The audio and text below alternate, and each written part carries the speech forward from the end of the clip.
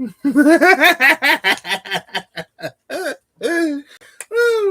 love to start a video with a deranged laughter. The reason why I'm laughing though is because I have my glasses on. Can you see that? I got my TV on on YouTube, and I typed in white screen. This is 24 hours. It's 24 hours of pure white screen. Just so you could see me, I guess. I don't know.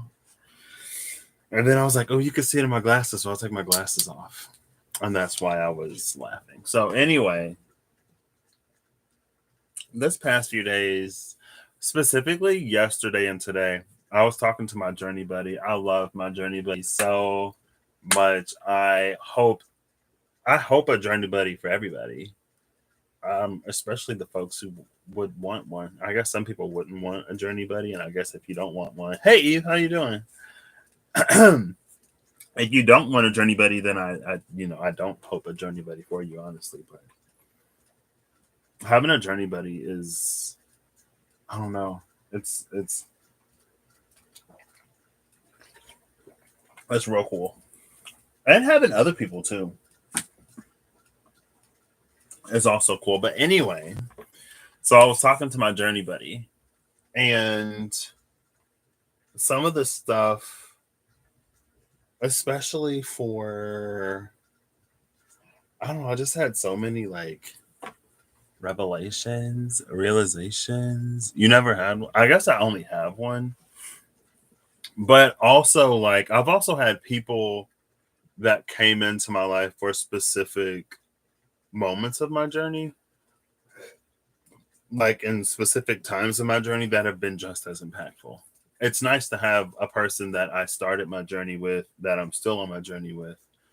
But even the people I've met along the way, some of them that y'all know, have been just as amazing.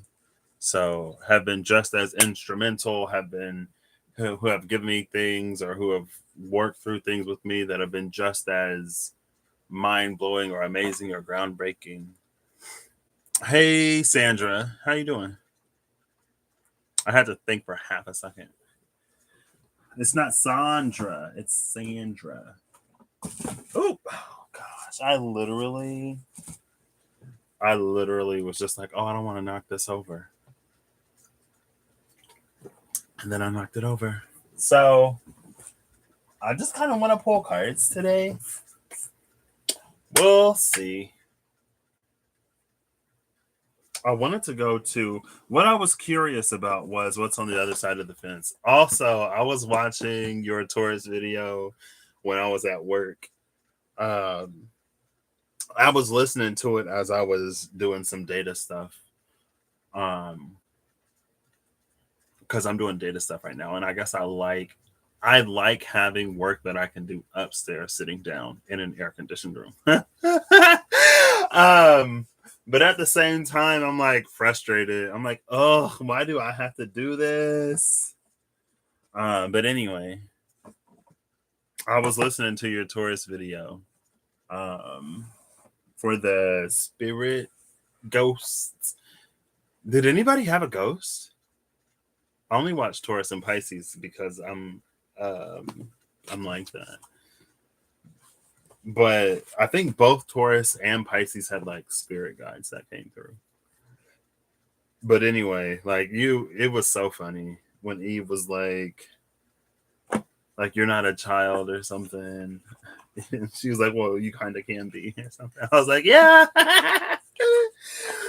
Another thing that I've been feeling recently, and you talked about it, and I think Reem might have talked about it, was that like it happens every now and then. But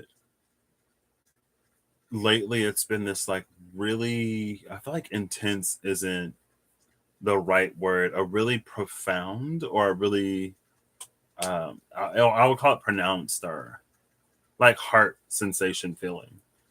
And then I was watching and you mentioned it. I was like, wait. I think one of the things for me though, I've had, for some reason, I was in my head a little bit about as I become who I'm becoming, there are certain parts that I will cease to be. And I was a little slightly kind of sort of attached to that. Or just like I was talking with my journey buddy, and when I was living in a box, when I was living in a cage, when I wasn't allowing myself to really fully be myself, when I wasn't allowing myself to fully experience life either, it was easier to feel like I knew who I was. I knew who I was in those like circumstances and situations. I knew why I made the choices and decisions that I made. Um, and I was kind of sort of hesitant, I guess, to leave that feeling of knowing myself behind to discover a whole new self. Um, but in talking to her yesterday, I kind of sort of realized that this year has tried me, has tested me, has challenged me in quite a few ways. 99 of them related to work. 99%, 99 of my problems were related to work, if not 100. um, but at the tail end of all of that, it's almost like I'm already different. I'm already the person that I'm becoming. So I don't necessarily have to hold that same hesitation, or I don't want to say fear, but mostly hesitation. So yeah, it was so funny. I was like, oh my gosh. No turds for me, thank you. I'm good. You're not a turd, you're a person.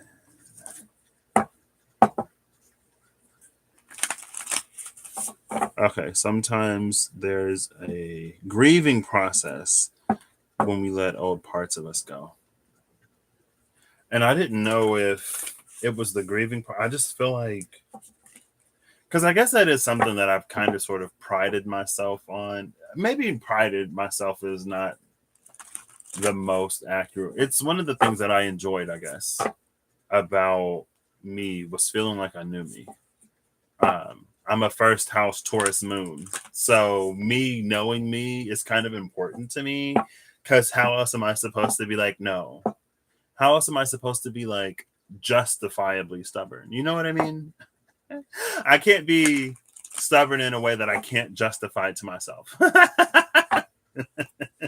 Even if it's all BS, even if it's made up, even if it's not real, I have to feel justified in it.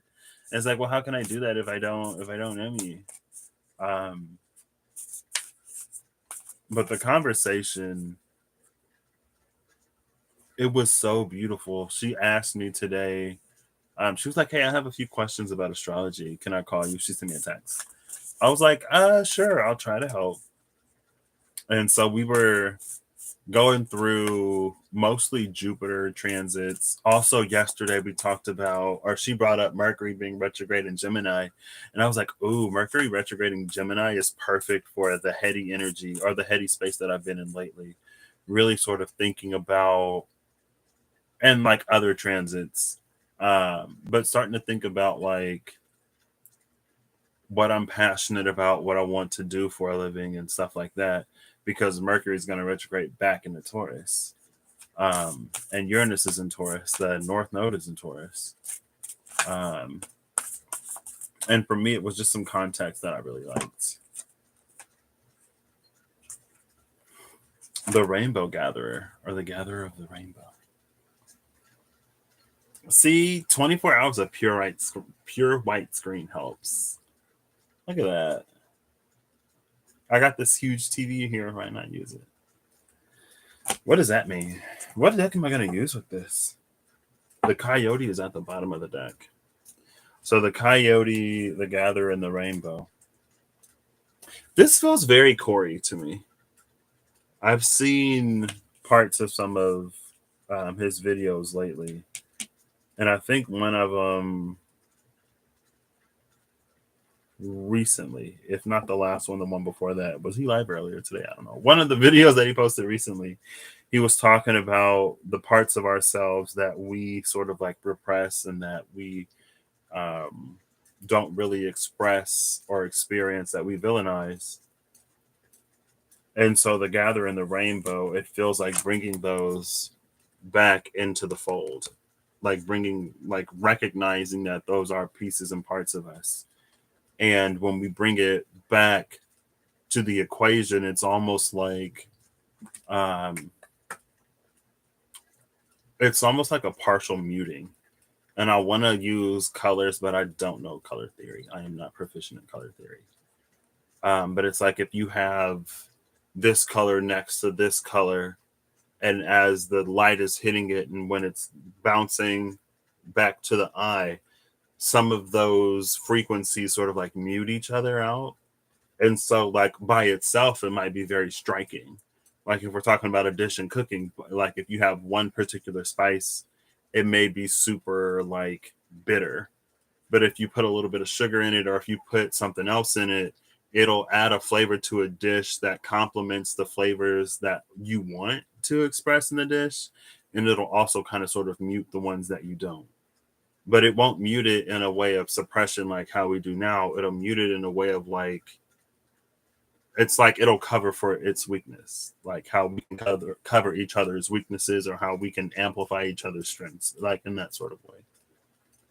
Just like a child, it's like, if you pay attention to your kid, maybe they won't act out so much. Maybe they act out because you only pay attention when they're acting out. So that's how they grow up. That's what they feel that they have to do to get attention as they grow up. And then, if they never get it, who knows what kind of adults they'll become. Anyway, not to say it like that, because there may be, some of us, yeah. Anyway, I wanted to see what's on the other side of the fence. So I wanted to pull one mystical shaman card just to get a feel for what's on the other side of the fence. And then maybe I'll go from there. This may be one of those rambly sort of videos, because I've kind of been wanting to come live. I almost came live at like midnight yesterday. Like Friday, Saturday, I've been staying up until like 3 a.m. I went to bed at like 3 Friday, woke up at like 6 Friday, and went to work. Surprisingly, I wasn't extremely tired though. I'm just like not tired until like 3 a.m. But I'm gonna go to bed tonight because I ain't trying to do that again tomorrow. The Time Master is at the bottom of the deck. So I gotta go to my first generation super raw runes because of the Dagaz and the Time Master. And it's funny because Reem, when she was doing her, I think, soulmate video, she talked about how she drank the Dagaz rune. And I remember her telling me about that whole experience. Oh, snap. I need my glasses for this. So if you see glare from 24 hours of pure white screen, then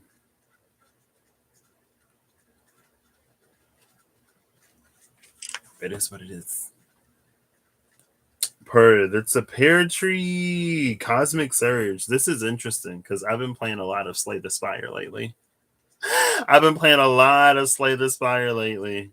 And there was a pair that was a relic. And if you buy the pair, you get plus 10 to your max HP. And I looked at that pair and I almost bought it. And I probably should have bought the pair because I ended up dying. So you saw the light.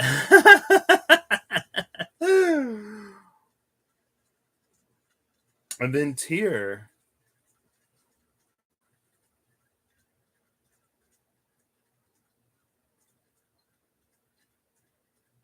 Smelt and Cosmic Surge is so interesting.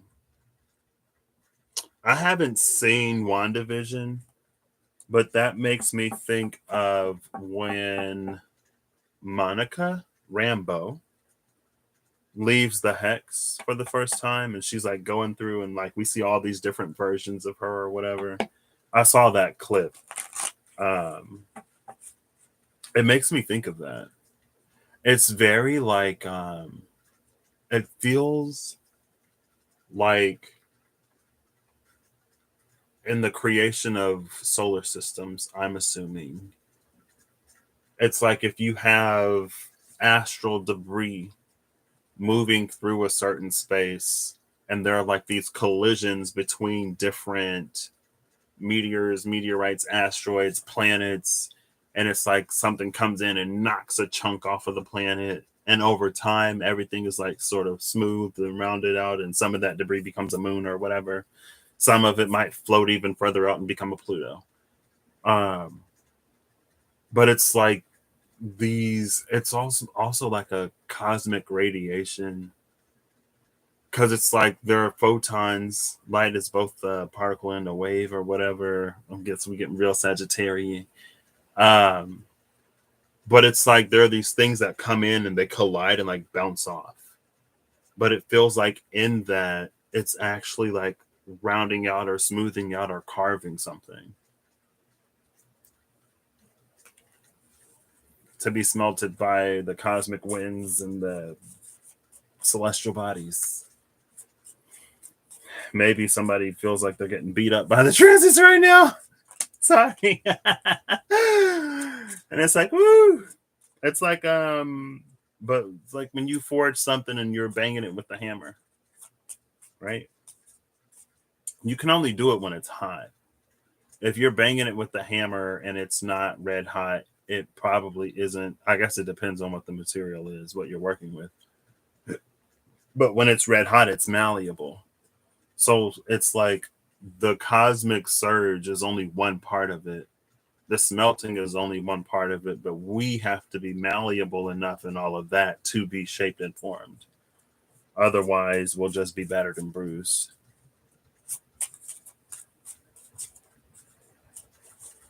Okay. Oh, there was a whole card that actually came out face down. The child.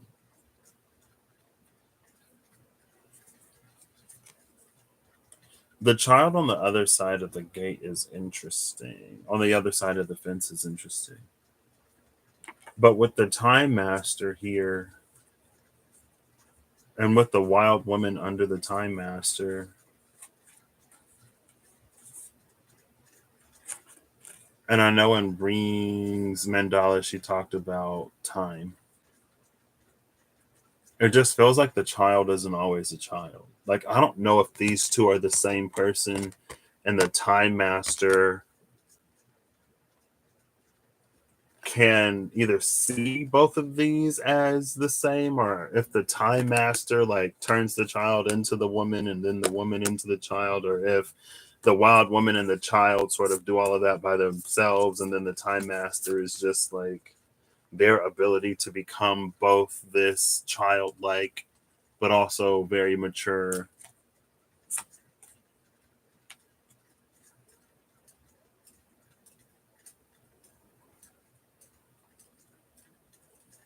I don't know. I almost want to pull the Enchanted Map Oracle because of the compasses that look like pocket watches.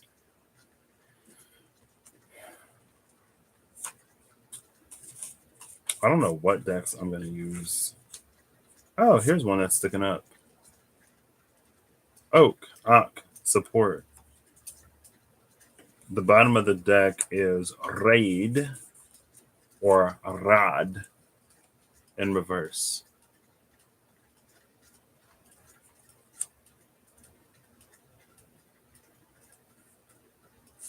One second.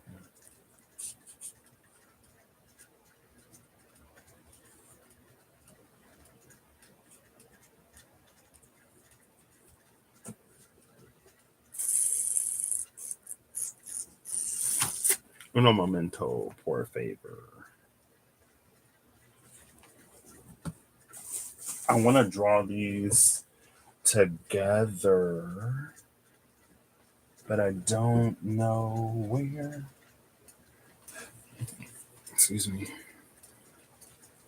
Also, I was talking to my journey buddy, and she asked me if I knew my human design. And I was like, I did it once. I don't remember. And so we looked into it again, and I'm a manifester. And I remember the first time I told her I was a manifestor, she was like, really? She was like, do you feel like that like resonates for you? And if you knew Patrick, like I know Patrick, if you knew Patrick from the inside, you'd see it. If you know Patrick from the outside, you probably don't. Because, Patrick on the outside was kind of lazy, procrastinated, didn't really do much, but also Patrick at the time was in a cage. So it made sense for where he was going in life. Little did he know what would eventually find him. But I was like, yeah, that makes sense. But anyway, what did they call it? I'll just look at it. My strategy. I think that's the word they use.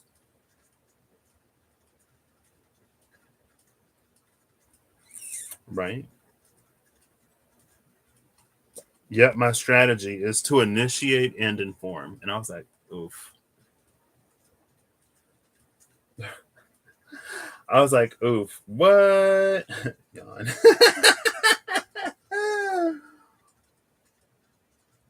It's raining now. I don't know if you'll be able to hear it.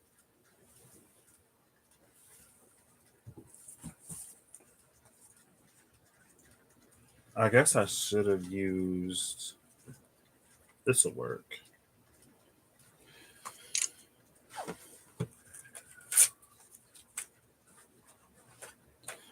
Because this is actually interesting.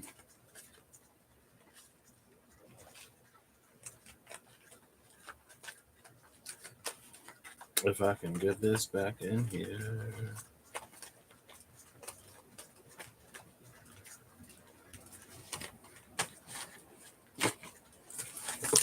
Ooh.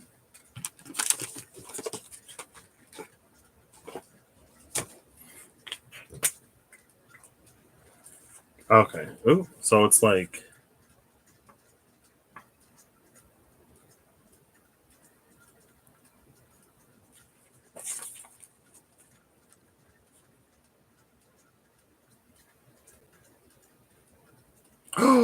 no.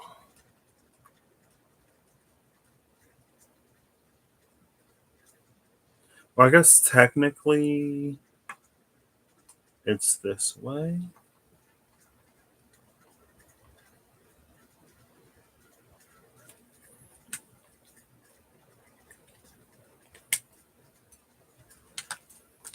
I didn't think this would be like this. Oh, snap, it's a Kathy. Hey, Kathy, how you doing? Lurking while feeding your doggies.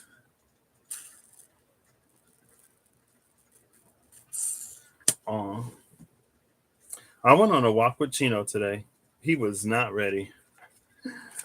So it's kind of like this. That's because it's like one is upright, the other is in reverse, so they go in opposite directions. I guess literally. Oh, wait. Hold up. I learned this trick from Russ that learned the trick from me. But Russ improved on the process. There we go. So it would be like that. Oh, I did it backwards. There we go. But the other way with it flipped, it looks like a Byakugan.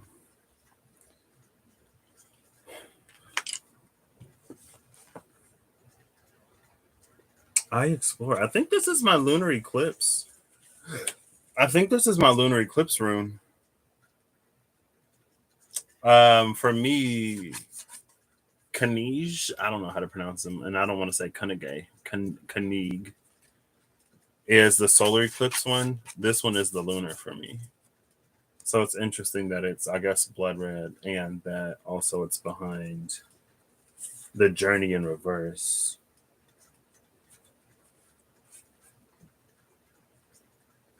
Maybe that's what the Time Master is here to do. The time master is the liaison, is the bridge between the child and the woman, or the child and the adult, or the child and the adolescent, or the adult and the adolescent. Um, yeah, it just kind of sort of happened one day. And then Russ was like, I can get a light and put it behind it and make it more pronounced. And I was like, oh, snap.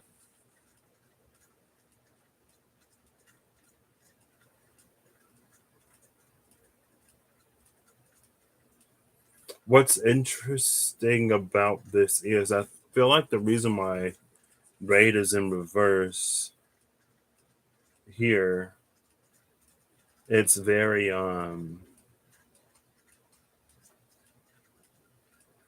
like there were two sets of footprints in the sand, and then there was one. But this isn't necessarily because the divine is carrying us. It feels like it's because the divine is waiting for us to continue. Like, it feels like this is us, that's the divine or spirit, and spirit is like moving at what's squaring right now. Well, we have the Scorpio. I think I looked at it right. Saturn in Aquarius. So it's the moon in Scorpio, Saturn in Aquarius, the sun in Taurus. Nothing is in Leo. That was the T square.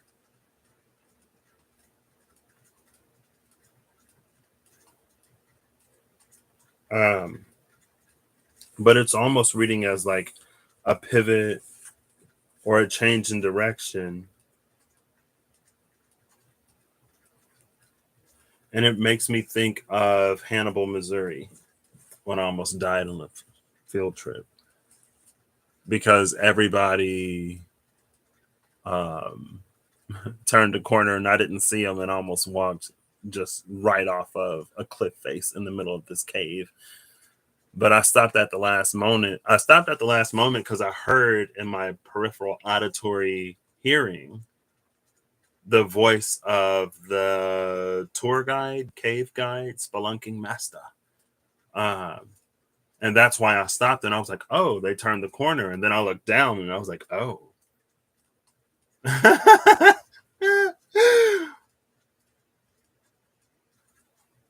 But it's this question of like, I don't know if it's a, I guess it's a personal question. Like if we were on a certain path, if we were on a certain trajectory, and then all of a sudden the guide disappeared,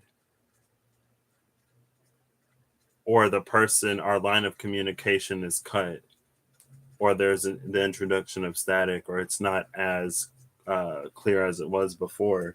Do we continue in the direction that we were going before? Like, do we continue to head down, or do we sort of like at this point pivot and follow this line up? And I think Raid is in reverse because that's us at this point of sort of picking a direction.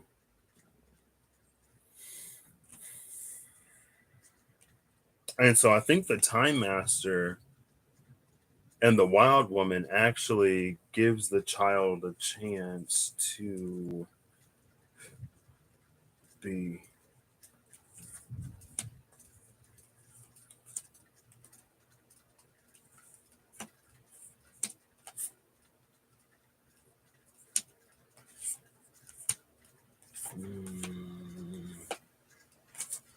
And then there's the coyote again. Earth and the coyote. Um, so I wanted to lay them out like, oh, and I got three. Okay, nice. So if we continue going down, if we go up, and if we just go straight, I guess there's three different paths. Okay, that's it. And so I pulled the next two cards after that, and they are all more feminine. Um, so one of them is the wild woman, and one, the child becomes the wild woman. And another, I feel like becomes is a strong word, but the child follows, aligns. Oh, okay, that's what this one feels like. The Pachamama is the next one. But it feels like maybe we go from a time master wild woman, because this is the guide, right? We go from the time master wild woman to the Pachamama journey being the second one. So it was going to be the wild woman, Pachamama, or the journey. And then I feel like I got to get Earth and the Coyote. And that's the last pair. It's interesting, though, that from the very, very, very non-existent knowledge that I have of Pachamama, it feels like Earth and Pachamama would be very sort of similar energies. Like Pachamama feels like it could be. I wish Reem was here. It makes me think of Gate. I think there was one of the gates. Was it Goddess Salah? I don't think it was Goddess Guha, but it could have been Gula Guha. It was like there was one of the goddess that was like an avatar of Earth. And so it feels like this is Earth as Earth. This would be Pachamama would be like the avatar of Earth, or Earth in a form, represented as the goddess energy that is Pachamama. But again, I don't know anything about Pachamama, so could be completely wrong there.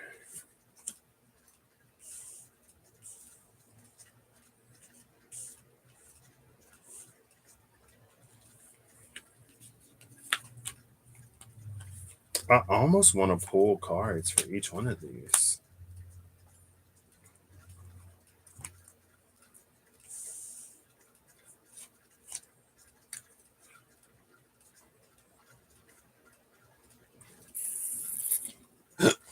Excuse me.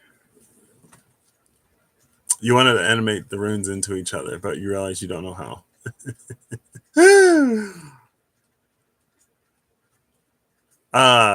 I love that because it was in my green book when Rob did the live raking of your Vindhorn, Aigashalmer, and another one. It looked like East, like we start with East, and then it's like the formation of a snow crystal, an ice crystal, basically. But it's like you start with East, and then your is when like it starts to branch out. Vindhorn is when it gets like the branches get longer. And then with Aigashalmer, it's like as it's branching out, that's when all the little intricacies and details in between the different like main branches of the snowflake start to appear. And so when you talked about like animating the runes like shifting into each other, I was like, I wish I could animate how like I was seeing East grow into an Aigashalmer snowflake. But the thing about Aigashalmer is with the things on the end of it. Oops! No, my white screen. My white screen. There we go. I accidentally hit the power button on my remote.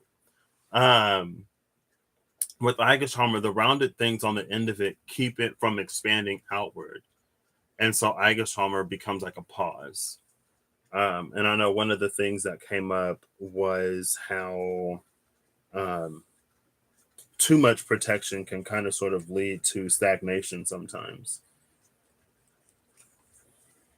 Where we stagnate because we become overly reliant upon, whatever.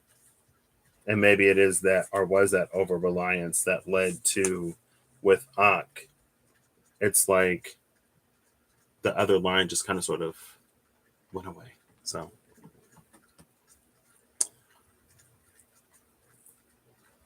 hey Steph, how you doing? I wish I could find this though. It amazes me how I will clean and then I need more space. Who is this girl? They gonna make me.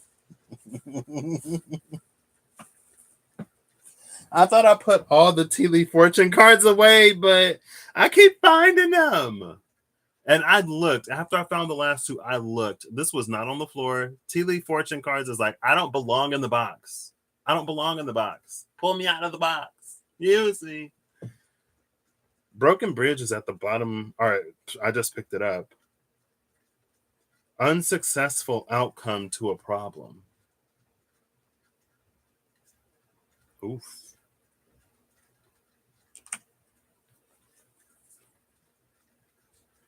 Now, the other two cards that were already out, I set them to the side. It was Rainbow. The most difficult part of a situation is over. Rainbow Bridge, the broken bridge that leads to the Rainbow Bridge. We get a little Bifrosty. And then the third one was Needle and Thread. A sincere wish will be granted. I got 3 Tea Leaf Fortune cards. I got 3 paths. I don't know which one is which. Maybe I'll just set these over here. All right, you got it. Okay, so I'll stop looking from a little. I'll stop looking from a little thing. My little green notebook. What?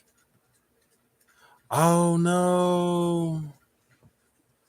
Sorry, Steph. It's the woods.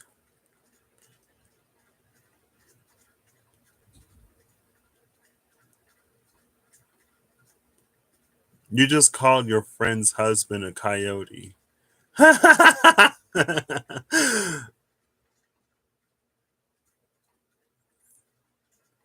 Needle. I could pull around Needle. What was also interesting was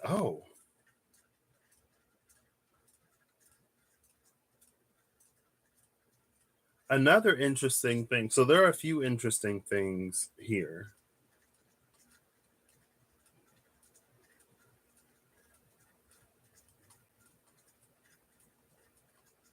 Oh, see, I thought I just set these on the table in a non-specific order.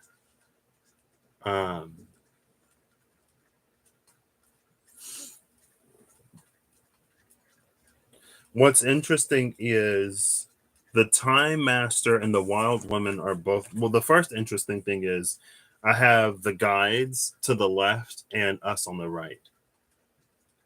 Pachamama was supposed to be the guide, but the way I sat it on the table, the journey is Pachamama and who the child are. The journey is the guide, and Pachamama is who the child becomes. So instead of it being like one path being the child guided by Earth to the coyote, it's like the child on a journey finding Pachamama.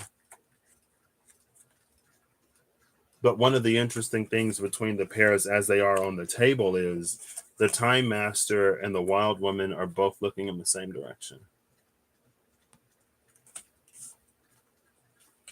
The Earth and the Coyote are both looking in the same direction. They're both facing forward. And then the Journey and Pachamama, because I set them down this way, they're the only ones that are like really looking at each other or facing each other.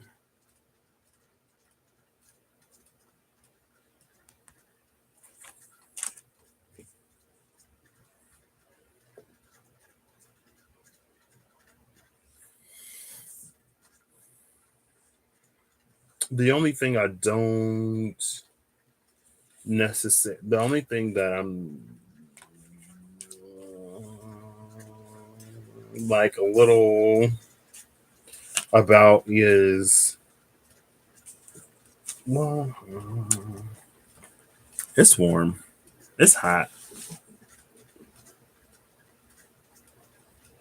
Your yard is thirsty. The rain, it's already gone, Eve. It's already gone. It's already gone. Maybe it already headed there.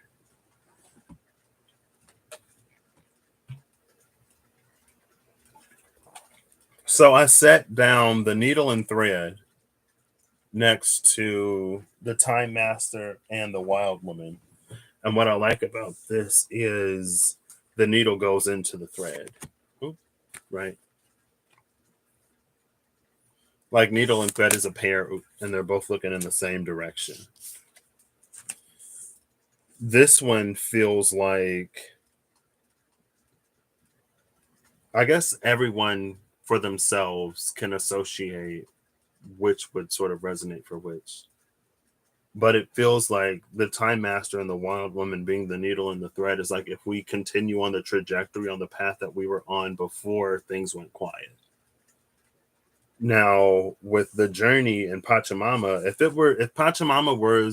Pachamama was where she's supposed to be, they would be looking in opposite directions. But because I mixed them up when I put them down, they're actually facing each other. So the journey leads us to Pachamama. Pachamama doesn't necessarily guide us on the journey, which is interesting. And those are with the rainbow. The most difficult part of a situation is over.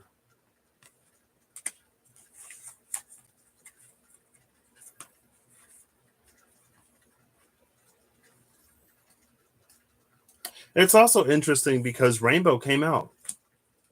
It was the Rainbow Gatherer, right? The Rainbow and the Gatherer. The third one is the Broken Bridge, unsuccessful outcome to a problem. And that one is Earth and the Coyote. I feel like this is the reason why Pachamama doesn't guide us. The journey takes us to Pachamama because it's like if we look at Earth as Earth, we may not necessarily get the perception of it. We may not reach a point of being able to understand in a way. But it's like it's the journey that gives us this understanding that increases our capacity to feel, be vulnerable, to be present in a heart-centered way, and also to have some kind of development in the third eye crown area. And then it's like we can see the truth of Pachamama for who she is. Like currently. Oh, there's the thunder. So I guess it's not gone. Thunder comes rolling in. Me too. I think it's at like 10:30 Central, which isn't too late, so I'm glad. You up the dirt like Russell said, and letting the rain take it down to Mother Earth. Excuse me. Oh, excuse me. Talk to a tree. Ooh.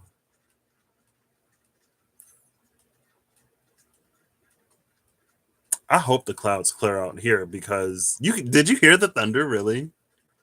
Oh, why am I blurry? Um, what was I saying? I don't. Yeah, usually like it's super cloudy for whatever reason. When it's like a full moon, not all the time, but it's like whenever I'm like I'm gonna go outside and look at the moon, it's cloudy and I can't see it. So we're gonna see if the moon is out there tonight. Oh snap! I'm glad to hear it. So. All right, I'm back. Oh, it's almost finding me. See the face, eyes, two eyes, a nose, a mouth. I'm a person. Focus on my face. Aw, you're too sweet. Patrick's had a wild few days. And like the most beautiful, confirming, and all kinds of other things ways. Um,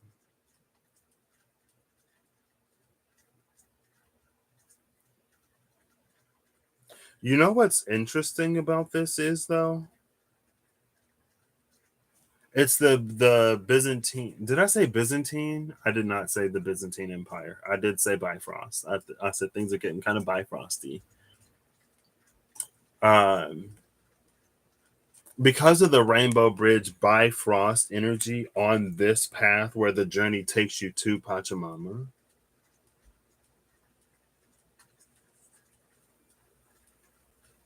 it's almost like, because the brown is us, the green is spirit, it's almost like we jump dimensions. It's like we continue moving, but not in this dimension. So here, it looks like it just stopped. But in reality, it's like it continued in another place. It's still going. And in that place, in that sort of framework of reality, and that vibratory bandwidth of frequencies, we see the truth of Pachamama, that we just aren't able to perceive in this earth energy. And that's why it's the coyote. It's like, because we can't see it as it is where we are. We have to like blip into another universe to actually see it as Pachamama, or to blink into a space between spaces.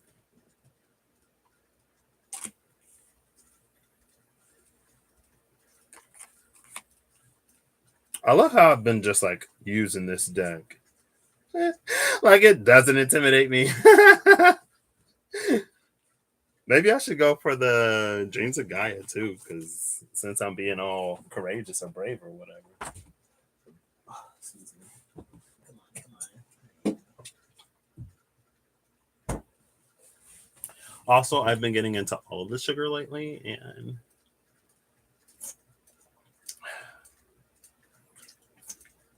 this video is not sponsored by Arnold Palmer or Arizona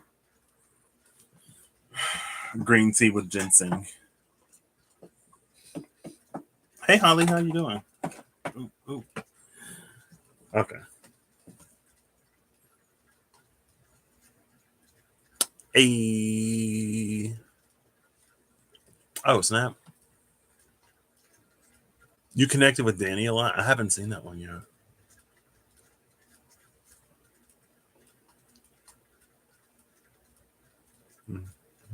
Mm-hmm.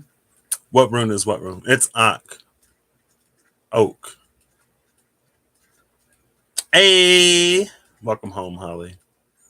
Hey, Janelle, how you been? No problem. Thank y'all for being... Oh, I'm clear again. I didn't even notice. Thank y'all for being here. This is interesting.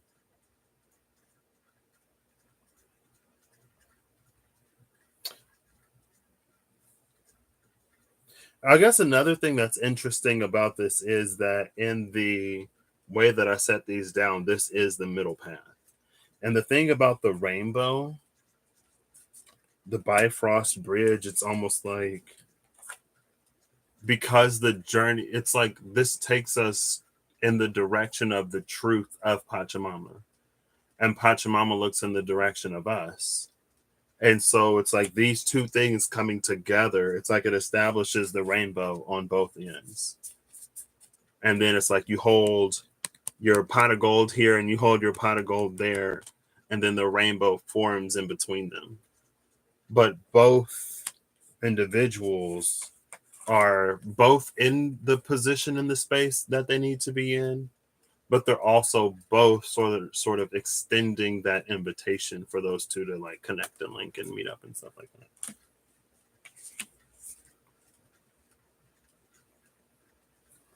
Is that it?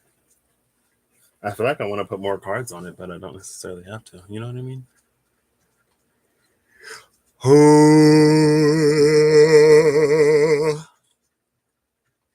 Yeah, I did. That's why I said you're so sweet. Thank you, Steph. There'll be somebody who goes live after me. They'll be the real cherry. But I'm just playing. Thank you. I appreciate it. The comment. It was very sweet. Is it 8:00? Oh, eclipse in like 2.5 hours.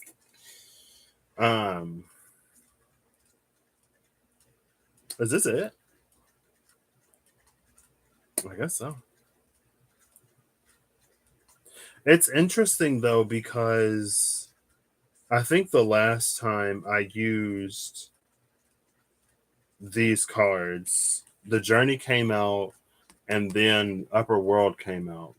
And it was like the owl was dropping this heart looking thing into the third eye. And then it would be like fall down and integrate into the body. And as it did that, then the owl could take us into the upper world.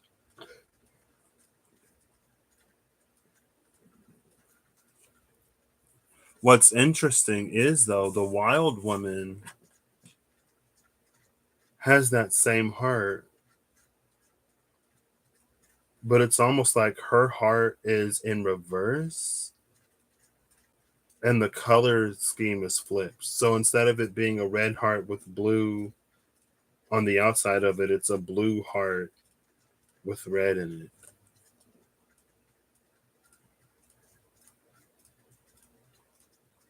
And she's like, I feel like she's looking up, waiting for the owl to come to like drop this heart down so it can like lay on top of her heart. But with the Time Master here, maybe it was just like that's how connection worked at a different time. Maybe it's just it's deepening in some ways or changing in some ways. I'm looking for the marker. Did I put it back? No. I'm looking for this gosh darn piece of paper that I literally just had. Here's the paper. Where's my marker? I don't want to get another one. It's fine. I'll get distracted. I was trying to see what two hearts look like laid on top of each other. But it's fine. Your dream this morning, you were bathing. And to save it, and you put it in the sanctuary, and you were protecting all these owls, and it was just so many different owls, shapes, sizes, beautiful. Oh, snap! I love that stuff. Weren't you talking with Holly about doing something with animals?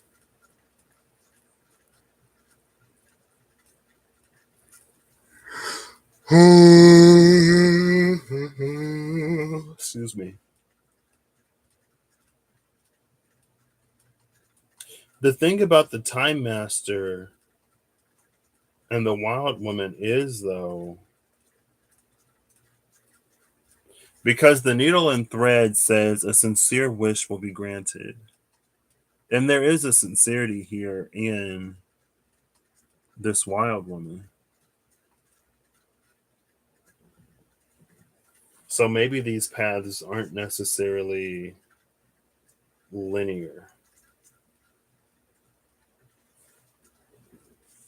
And by maybe they're not necessarily linear, I mean maybe they are linear.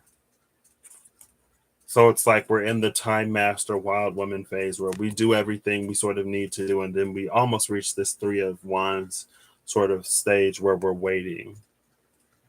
And then as we're waiting, again, like if we look at the Akron, because they're together up until this point, right? And so, yes.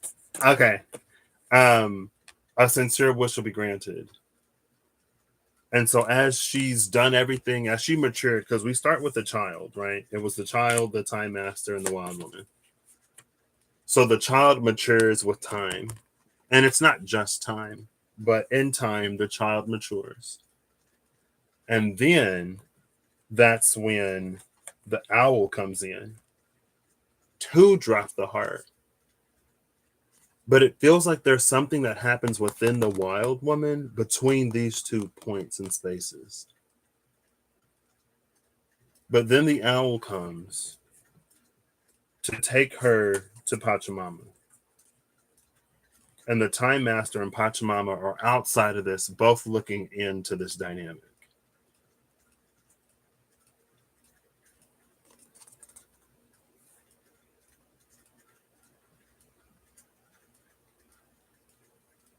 I think also too, like she's looking up in this direction. She's looking like down or sort of like within in the same direction.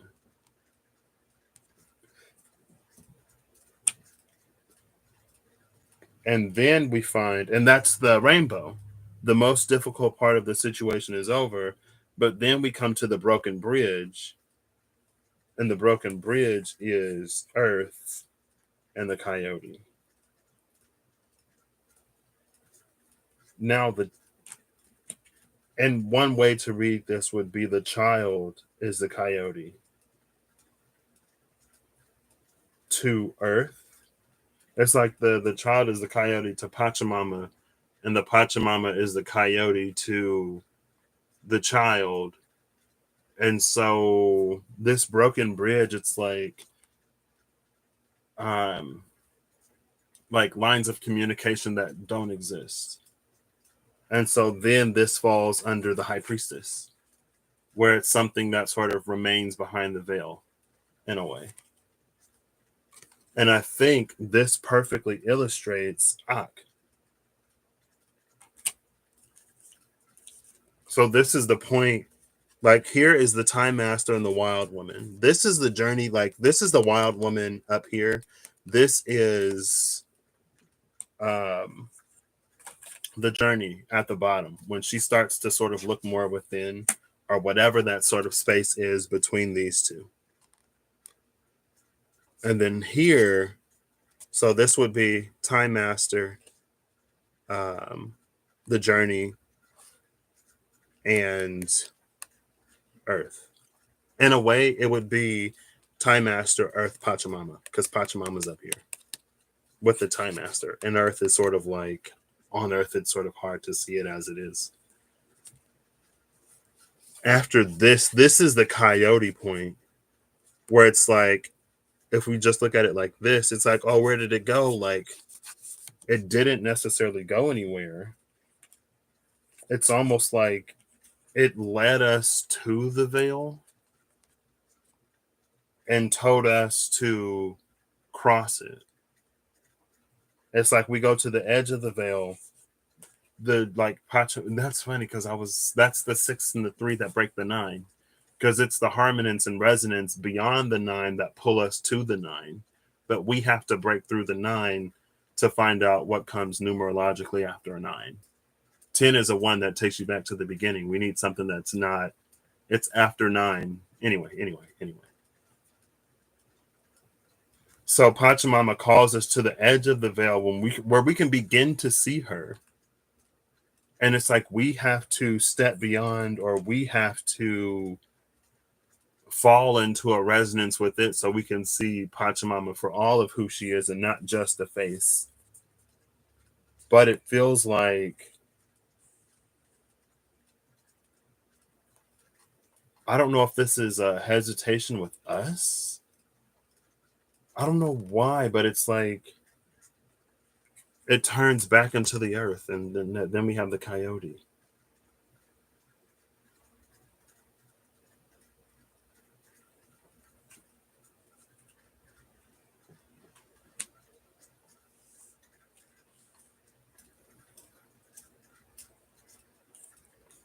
So this is one of those things where, like, in our own journeys, we find out which phase that we're in, but it feels like with Raid in reverse, and kind of sort of with us being at the space of a lunar eclipse in Scorpio, we're at this sort of junction.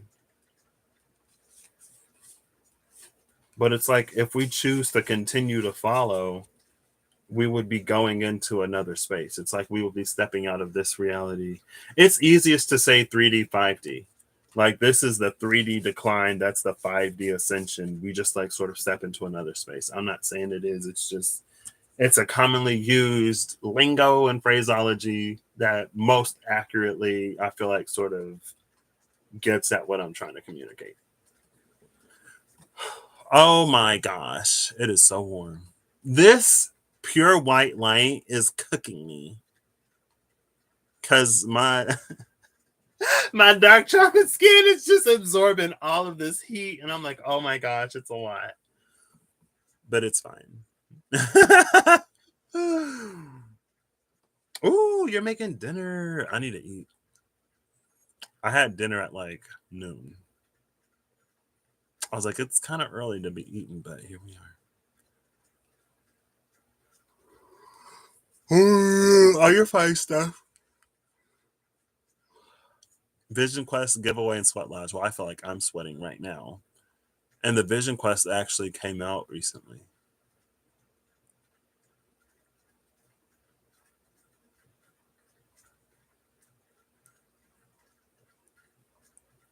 Oh, because you're making dinner. That's why you're not pulling. It was the Degas. Oh, snap. Time Master's got Degas. Portal 9 loading dock is ready for liftoff. I love that, Kathy.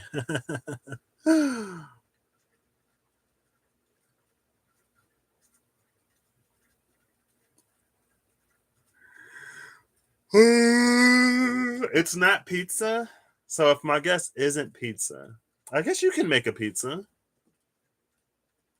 Salad. I'm going to guess salad.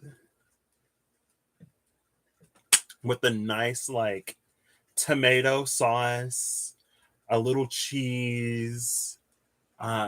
Maybe, like, instead of a crouton, you do something a little more doughy. You know? Maybe sprinkle on some pepperoni or sausage or whatever you're into. It is pizza.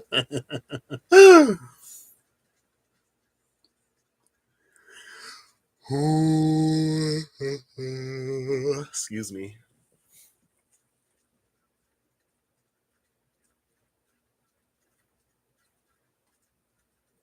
You know what this is? It's a little bit. Oh, snap! Tomato and Gruyere. Um, it's a little. Oh, as toppings. When I first saw tomato on top of pizza, I was like, "What?" So you have like a tomato marinara, whatever pizza sauce, and then you put more tomatoes on it. I love that though. The tomatoes and the Gruyere make it less gluten-free spinach pizza. Ooh. Oh, snap, snap. Excuse me. It's almost a little like when Jesus was walking on water, and Jesus was like, "You can do it too, Peter. Come on." And Peter was like, "What? I can't walk on water." And Jesus was like, "Yeah, you can. Like, just try it." And then Peter was like walking on water, and Peter was like, he freaked out, and Jesus was like, "What'd you freak out for, bro? Like you were doing it in the middle of the storm." That's oh, what's the word when you don't quote somebody? Paraphrase. That's a paraphraseology of that story. Um. Oh, gotcha. I don't like a lot of sauce. A lot of sauce makes me kind of. Last time I had it, it made me kind of gag a little bit.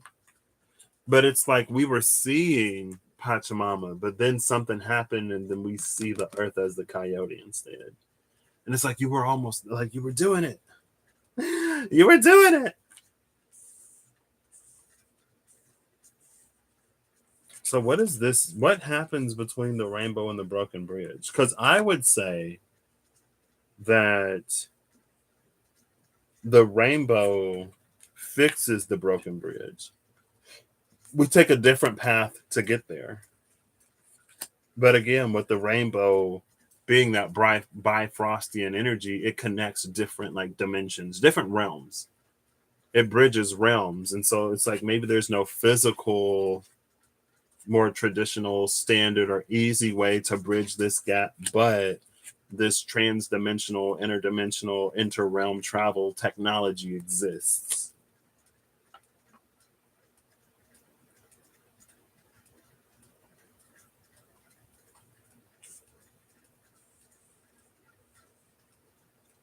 And the one thing that I didn't necessarily like about these two is that first, and I guess it didn't resonate too much because that dropped out. But maybe if we get stuck at the earth and the coyote, if we can't make it to embrace Pachamama. Because it feels like the journey is like it's this long and lonely and cold thing. And so from this space, we try to meet Earth here. And what we get is a coyote.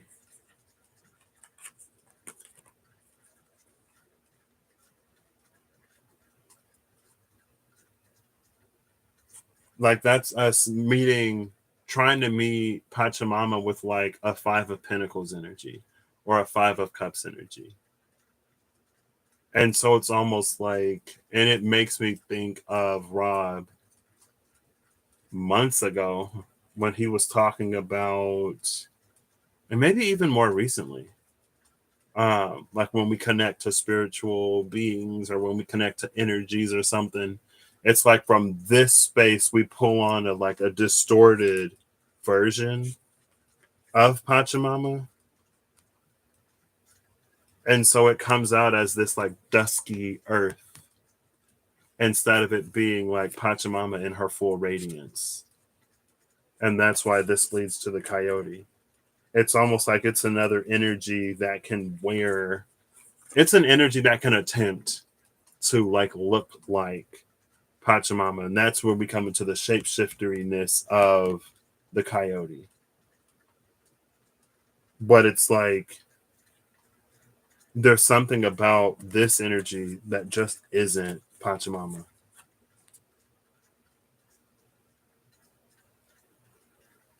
See, ever since I hold these up, it won't even focus now. Oh, now it focuses. Okay. There's something about this that just is like, it just isn't Pachamama.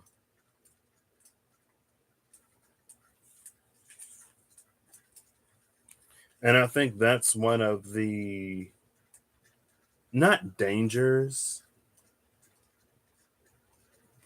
but time doesn't only heal.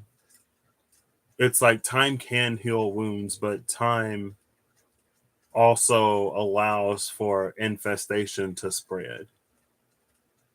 And it's like time plus stagnancy equals rot, equals decay. Time plus fluidity, time plus movement, time plus medicine equals healing. And with her heart in reverse, it's almost like there's no wonder why she may sort of come to energies that might present as a little lighter, energies that may look glorious up front, but once you start to interact with them, they sort of eventually turn into this thing where you sort of realize it wasn't what it necessarily was. But it feels like that's because that's the space that we're reaching out from. Because even though she's sort of like showing up, she's not really vulnerable. At least the wild woman is open heart. Like she might not be the most civilized, like her hair may not be brushed. She maybe ain't showered in a few days, but at least she's both present and vulnerable. That's why the owl comes to her. And then it will take her to Pachamama. Or maybe she just finds Pachamama. Pachamama finds her. See how this is getting all like.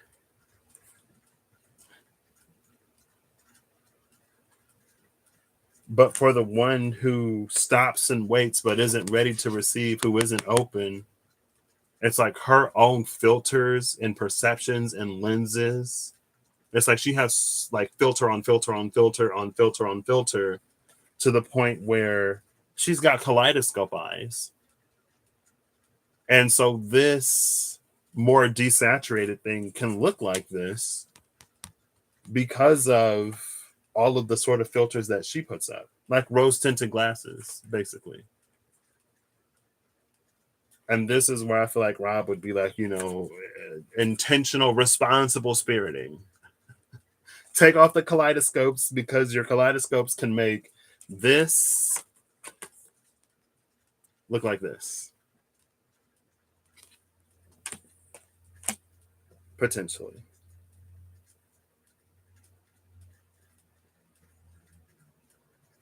But there are even people who will prey on people.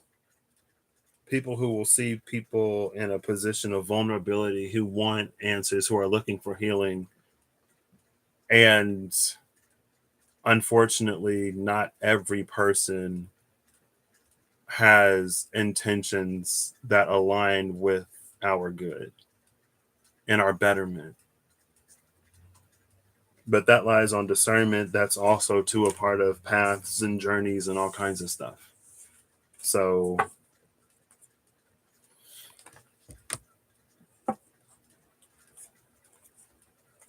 that one is not so nice.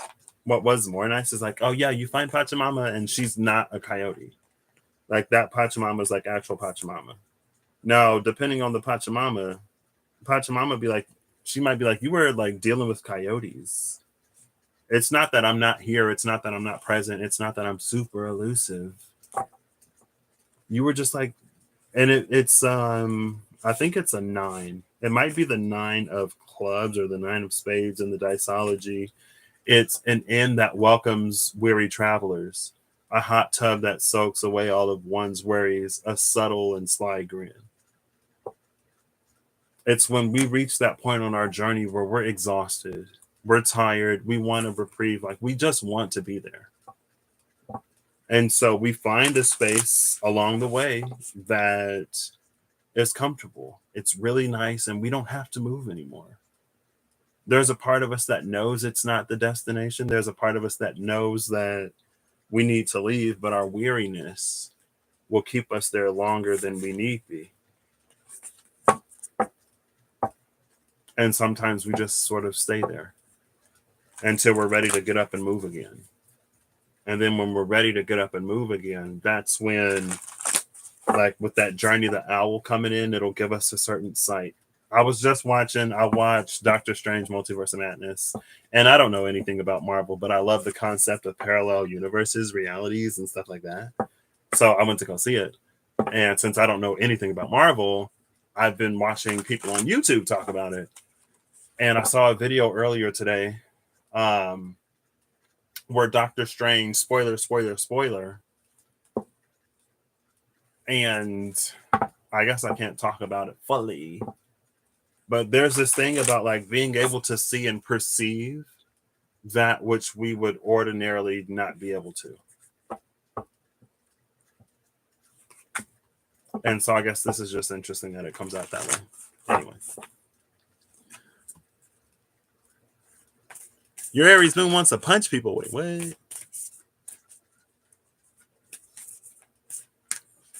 It is hot here, but it's not as hot as it was. I'm pretty sure she does. I think I've gotten a few readings from Eve. I have definitely gotten 2 or 3 or 4. I got a few. Your air conditioner went out? No.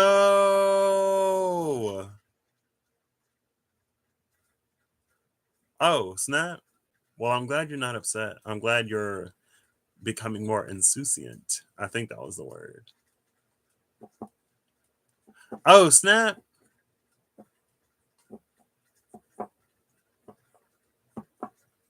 Congratulations to your daughter, Janelle. I hope you're able to get her that gift. Open range with James Baldwin. Excuse me. Is that the one? He was talking to me about one of them. And I was like, oh, snap, that sounds super interesting. I need to watch it. But then I forgot about it. So I haven't watched it. So.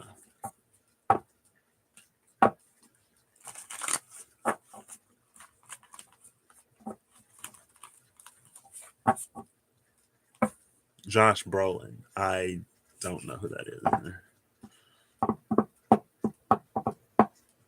Hey, go to, is it everlongmystic@gmail.com?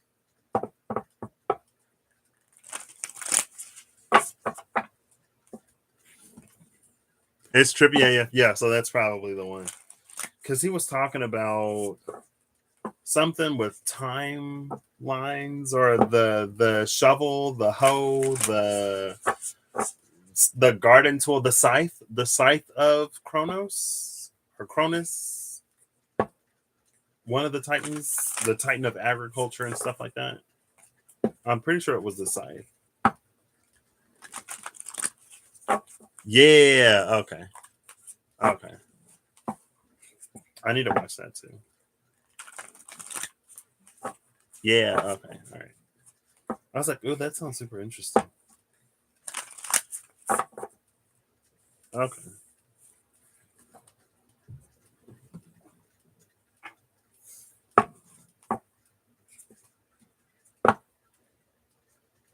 The drum and completion. See, it just feels like it's reaching the end of a healing cycle. It's almost like, because a healing cycle is nearing its completion, and we have another Ouroboros here, which is lovely. Because, oh, here's your Sweat Lodge stuff. The Sweat Lodge and the Mystical Shaman. The Eagle and Soul Retrieval. The Soul Retrieval. The Soul Retrieval. The eagle that does the soul retrieval. And it's interesting because of, in the Mystical Shaman.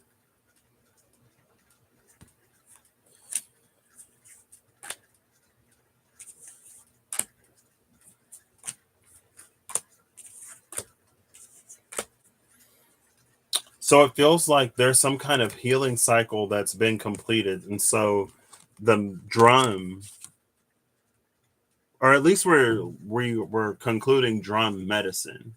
And so we're offering the drum back to sort of spirit.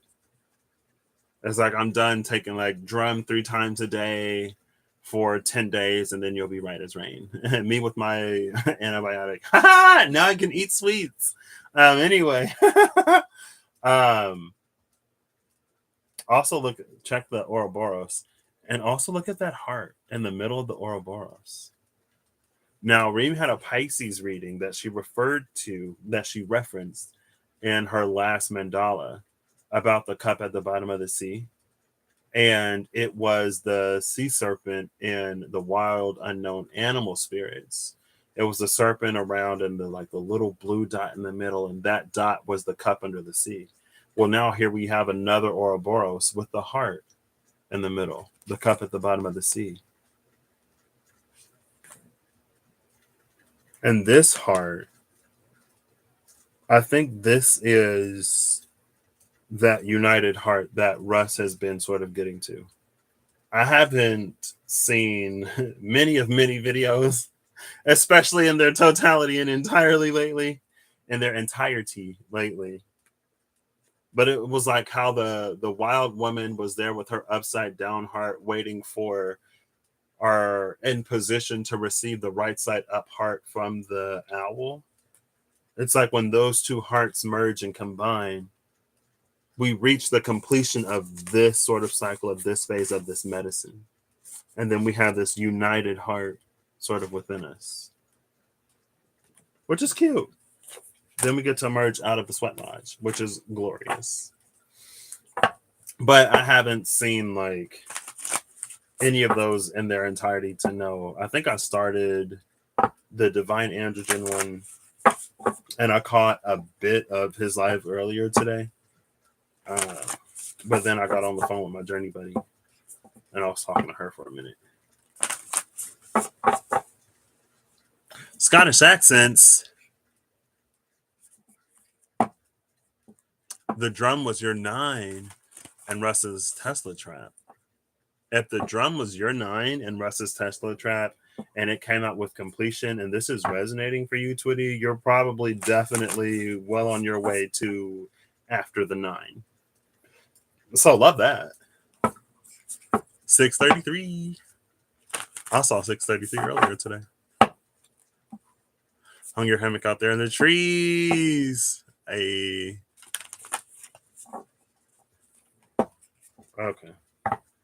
I think I'm done with these. I kind of want to go to the whispers of, or the wisdom of Lordy and that shit. But I'll get a final card. I might just be done. Hey Siri, what time is it? Borna.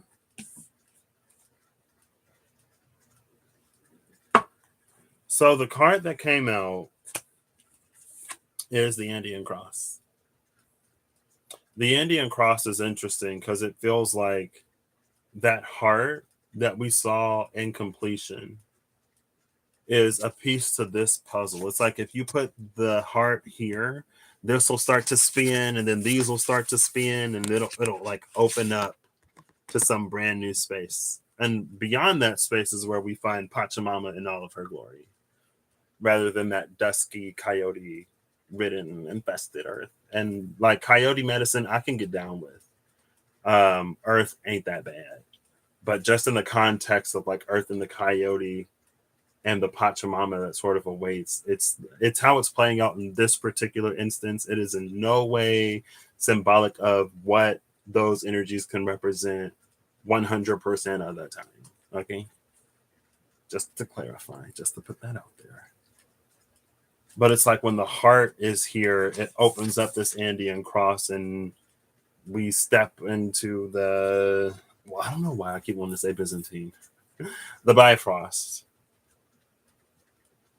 Maybe it's like platform 9 3/4 with that broken bridge. Like there's this solid wall with this emblem on it as we're trying to go somewhere. And then the heart there, it's like if the heart is on, we can walk right through the wall. If it isn't, then the wall is a wall. So this speaks to the transcendental power sort of within us. The bottom of the deck is the Sweat Lodge, which is the process of, this is what we need to do as we approach this wall so that we see Pachamama instead of the coyote. So it's a process of like, it's almost like there's this dark night bubble. There's this dark night bubble. It feels very like ulcerous. And then we step into it. We bring light into this ulcery, pus-filled, dark night bubble, and it like purifies it from the inside out. And then we can walk through the Andean wall to find Pachamama. And there's the Gatherer. And then there's Steph's giveaway. Steph, look at this. Oops. The Vision Quest and giveaway together. See, and it feels like the Vision Quest takes us. The Vision Quest takes us to a lot of places. One of them just so happens to be through the Sweat Lodge, and it's like when I got my Vision Quest, I didn't see everything in between that I'd have to go through. And that's when it's like, you know, if you would have told me that this is what the journey was like, maybe I wouldn't have done it. I felt lied to because nobody told me it would be like this. But it's like, you know, it's a part of the process. You got to sweat it out.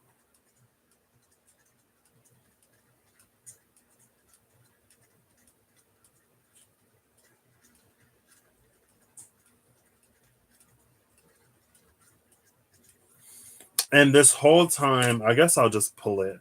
I was thinking about it, about stankness. And there's actually a Bifrost rune. I don't remember what it looks like. But if I pass, that's Offerlagu. If I pass by it, I will see what's before and after it. But it makes me think of stankness.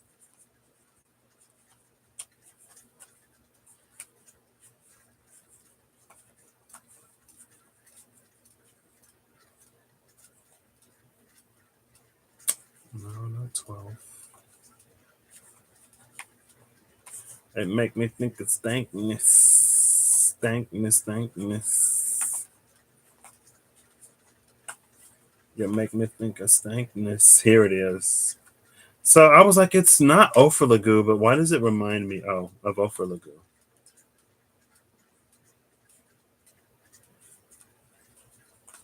Now where's stankness?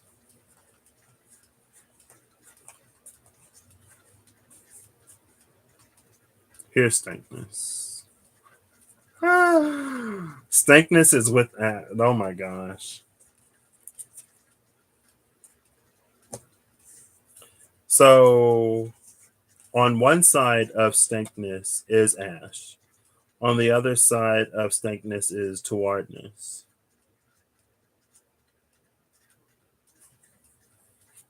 And it's funny because I was actually going to look for ash because that's what this is. But see, and it feels like this takes me back to if the wild woman journeys with a sour heart, I'll just say a sour heart. If the wild woman journeys with a sour heart, she'll attract sour energies. And so I was going to look for ash because this is like where it's sort of like all stops are up to this point, right?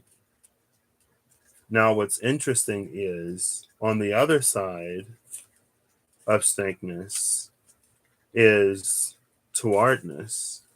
And it's interesting because this is the color,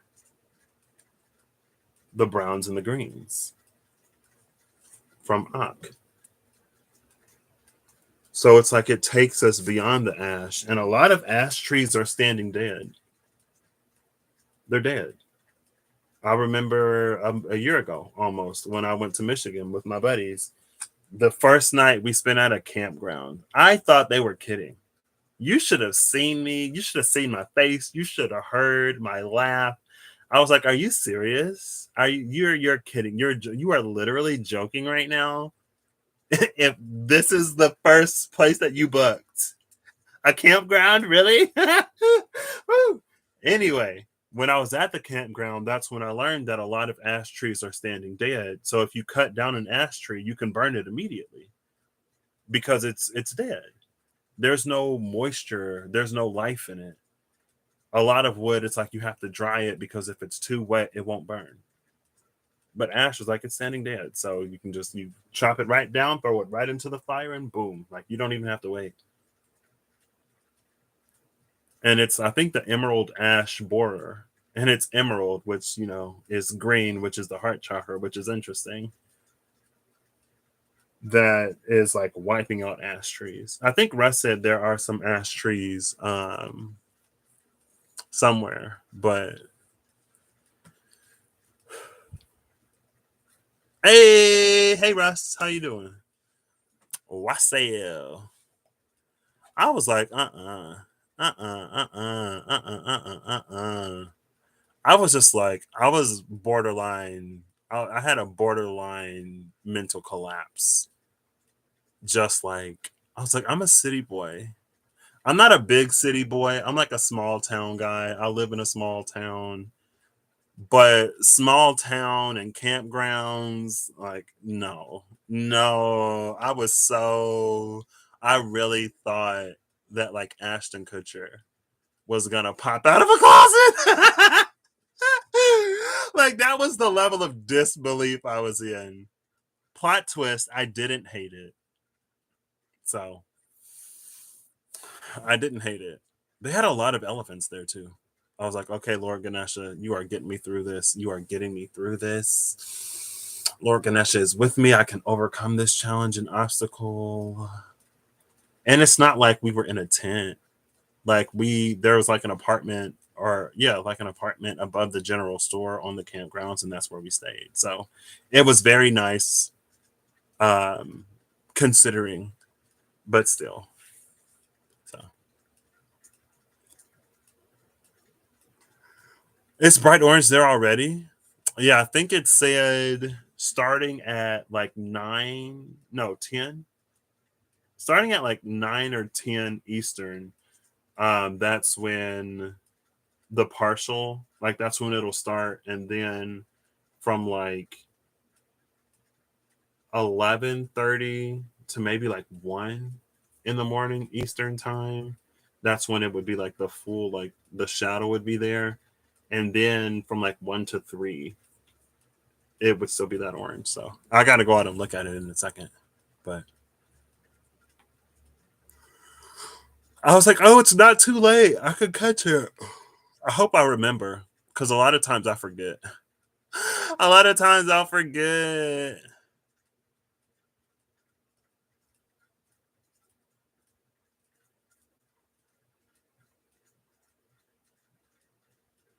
These are the old ones. These are the old versions. So, but yeah, that campground, it was wild. It was wild. It was crazy. Exactly, Holly. Not even, if I'm being completely honest, I don't even want to glamp. Just don't put me in the middle of the woods. I don't want to be in the forest at all. If I have to go, I'd rather glamp, but in my perfect world, I would be nowhere near the woods. Now, a walk through the woods, maybe. A night, no, that's too much. That's too much.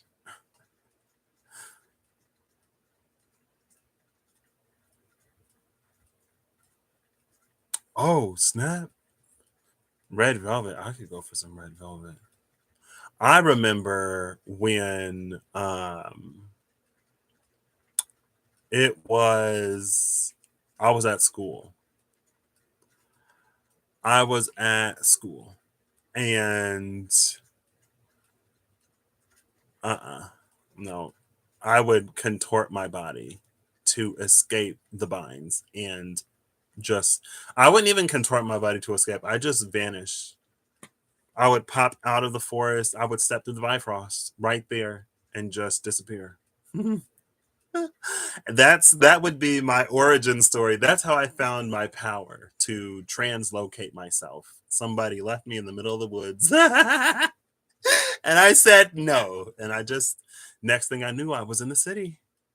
15,000 miles away. Who knew? um but yeah, I was at school and they had red velvet cake and it was so dry and it was not great. It was not great. But it was because that cake was not great. I was like, is red velvet just chocolate cake? It took a terrible experience for me to realize that red velvet is chocolate. I was like, what? No, I had this whole like, I love red velvet cake. Red velvet cake is my favorite. Chocolate cake is my least favorite. And then I was like, wait, what are you telling me right now? I don't get it. So, anyway, back to the runes. It's interesting though, because we have the green. Oh, well, maybe that's when the tree dies. When the green meets the brown, that's the emerald ash borer. That's the healthy ash tree. This is the ash tree after the emerald ash borer. And when he like split the wood from the ash trees, you could actually see on the wood the path that the ash borers took inside of the tree. Like the impression of the path was still left on the wood that you're throwing into the fire. So again, if we're sitting in this dusky, ashy space trying to reach out and connect, we may attract something that isn't what this is going to bring. We may not get the Pachamama, we might get the coyotes. Um, that's why, discernment is important and other kind of stuff like that. I'm no authority on this at all. I would say one of the people I've heard talk about it the most is Rob. One of the people I heard talk about it first, not that there wasn't necessarily other people talking about it first, was Rob. So check out Rob Odinson. Long story short, maybe he's had a conversation with someone recently where that was a topic that they discussed. I wouldn't know. Those premiere when I'm at work, and then when I get off work, I kind of sort of just, if I'm not live, I'm a vegetable, just like planted in my bed, growing, playing Slay the Spire. I've been playing so much Slay the Spire, and it literally, I'll lose hours. And anyway,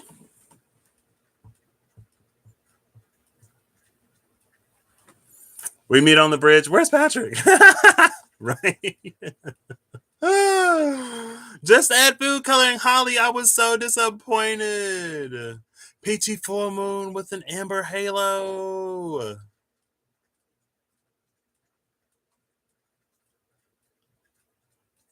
Okay, so I don't know if how far out front is for you, Twitty, but I'm gonna take a break right here. I'm gonna go out, find the moon, look at the moon, and then I'll be back. Okay.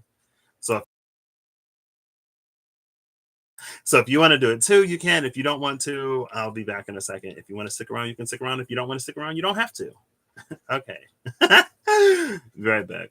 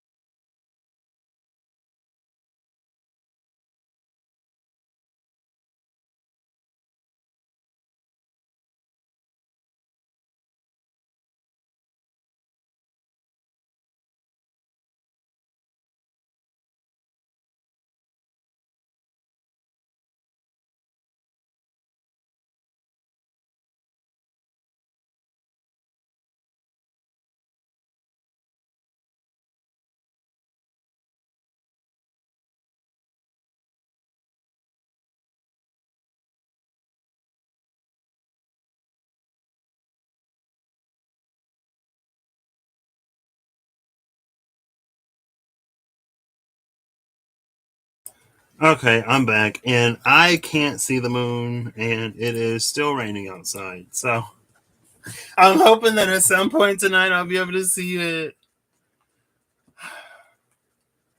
I have to send a text about my disappointment. Un momento.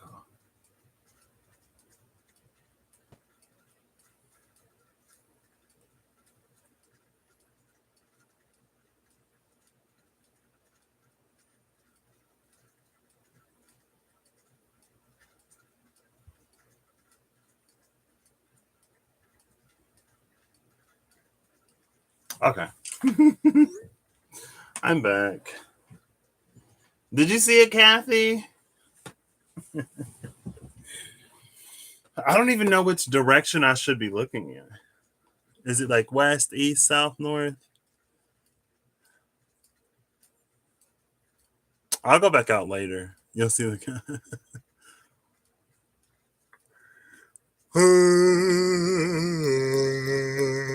Excuse me. Okay. So, the ash.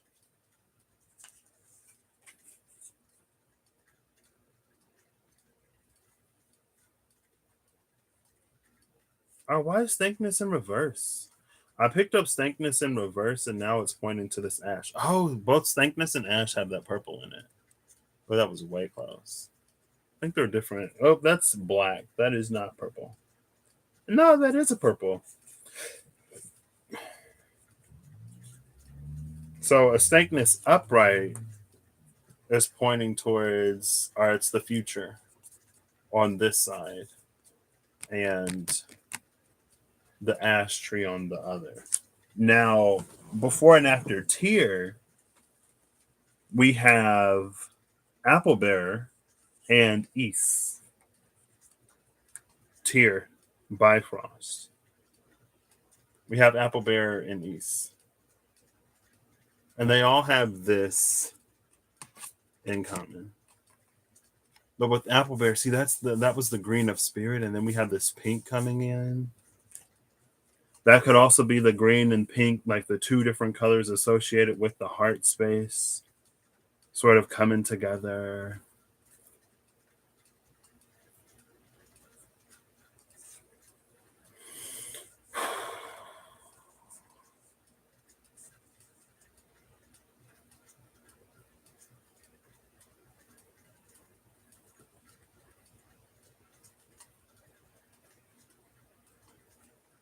It's interesting because it's almost like in this way, the future would be testing our personal Yggdrasil trees. The future itself sort of is the test.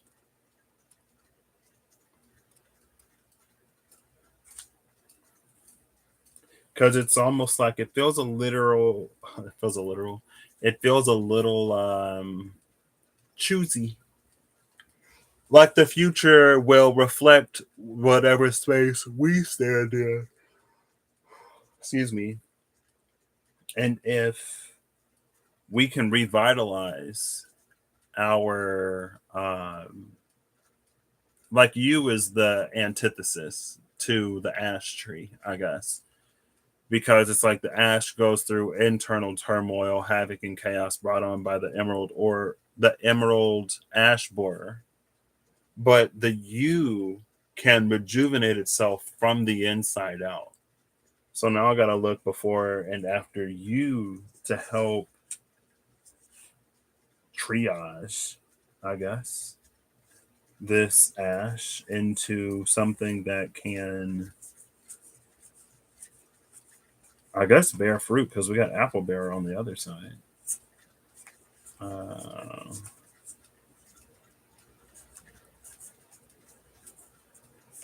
Here's you.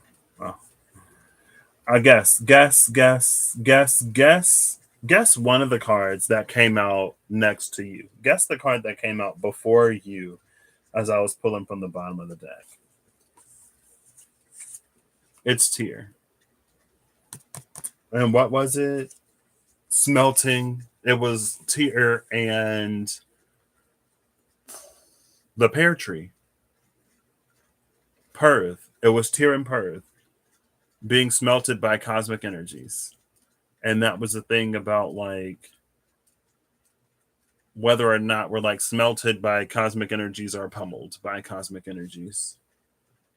On the other side is Bjork, which is the poplar tree. So many trees popping up. Um, but it's silver and gold. It's the beginning. It's the birth. It is. I don't think I showed you the other rune because I did it backwards. But that was also a thing with between the wild woman and the journey. She went from looking up and out to looking within. Um, and I literally just had this piece of paper 2 seconds ago. It was this. It's like, because here's the Ankh. Like, there's the Ankh. And then there is the raid in reverse. Or the raid in reverse connecting to the Ankh. It's a Bjork. So there's this like little inward Bjork on the other side of that Ankh. So it's interesting that Bjork actually came out around the medicine for this. It was malleable. We have to be malleable because if we're not malleable, we'll just get pummeled. We'll be dented up and battered. We'll have a bunch of like, it looks like somebody took a hammer to this. It's like, yeah, because like we didn't know that we had to like heat it up first. And so we were just smashing it with hammers. And this is what happened. We forgot that. Have you had like one time I was microwaving ramen noodles in a bowl in the microwave and I forgot to put water in the bowl. So it was not what I thought it would be. I was like, yeah, I forgot the water. Okay. Sure.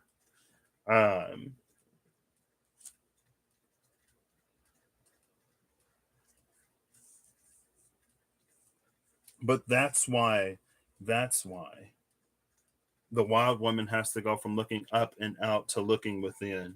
That's why there's this inward Bjork energy under the Ankh.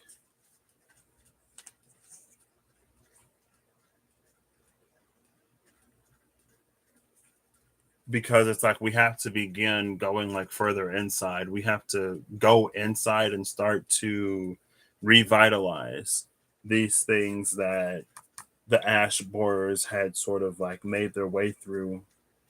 And um brain I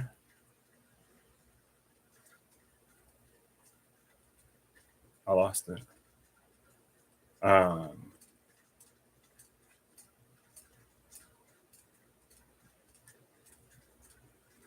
and I guess a raid in reverse could be an inward journey as opposed to an outward one, right? We flip the direction. Excuse me. Ooh, you went from Alaska to the desert back to Alaska. Yours isn't eclipsing yet, and you're in Florida. It's coming up in the east and setting in the west, like the sun. That's what I thought. So I went out and I looked in that direction, and I didn't see anything. So maybe it's cloudy because it's raining. Um, maybe I'll get to see it later. I was like, first I was looking east, and then I was like looking south, and then I was like, well, let me look. I was looking east, but I was like, let me go in the front of the house and look east. I don't know. Anyway,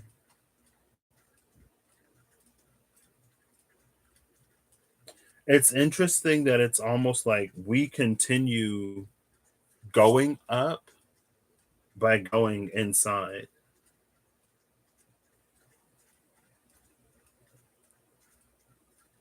So,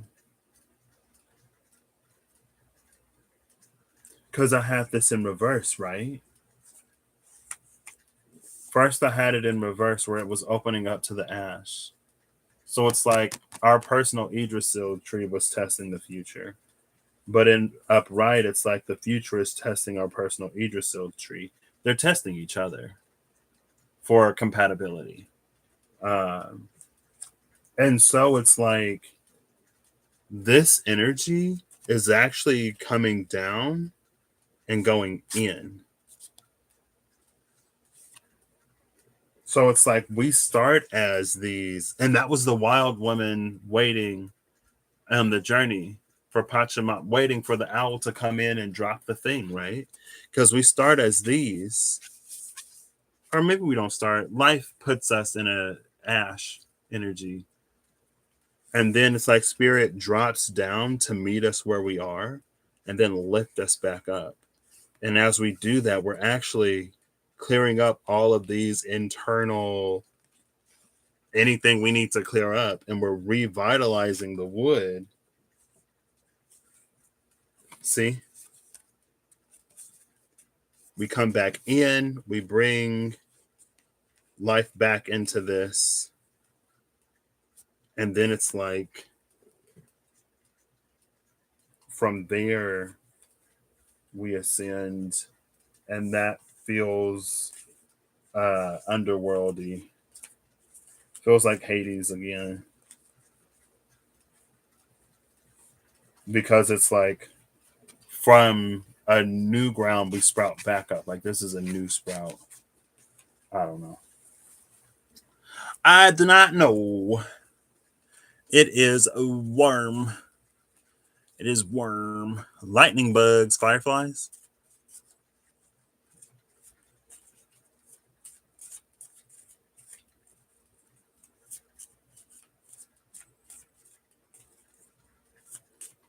And we pretend that airplanes in the night sky are like shooting stars. I can really use a wish right now. You're experiencing FOMO. Me too. I can't see the moon. Bjork. Somebody was talking about lightning bugs, fireflies lately. Was it a reader?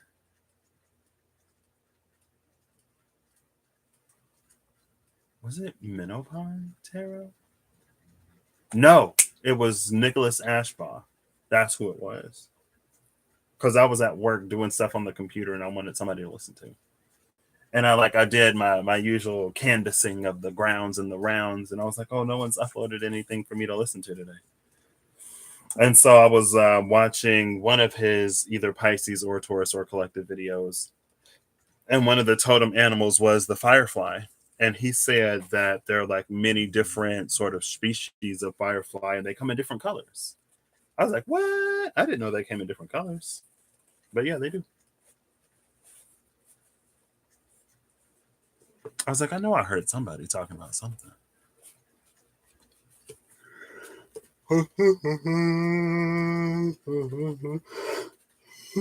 Excuse me, I gotta dab the sweat. Feeling like Russell, but instead of being in the jungle, I'm just cooking under 24 hours of pure white screen. So I can see, and so you can see, so we can see. Since I still haven't repaired my lamp, so it's not giving me the light I want. Felt like a trapped fairy. Oh. Okay, so Bjork is the rune that came back out as I was shuffling them. And the bottom of the deck is Kin, Torch, Divine Spark.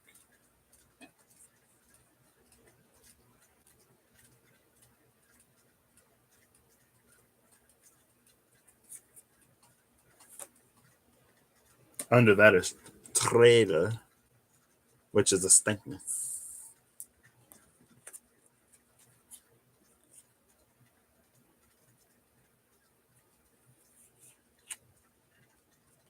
You see that?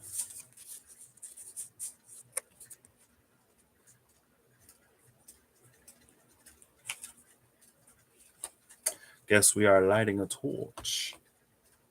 What was it? It's almost like is that where the saying or the phrase to hold a candle for something or someone came from? Like how Motel 6 will leave the light on for you. You hold out the candle so they know where to find you. Okay.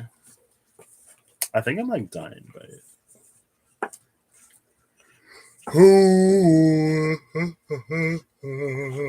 Excuse me. I'm gonna get some good sleep tonight. Mm. And maybe that's what the you hopes to do as it goes back into the ash and as it revitalizes, rejuvenates, re energizes, as it reconnects things that have been disconnected. It's like it awakens the vessel to be able to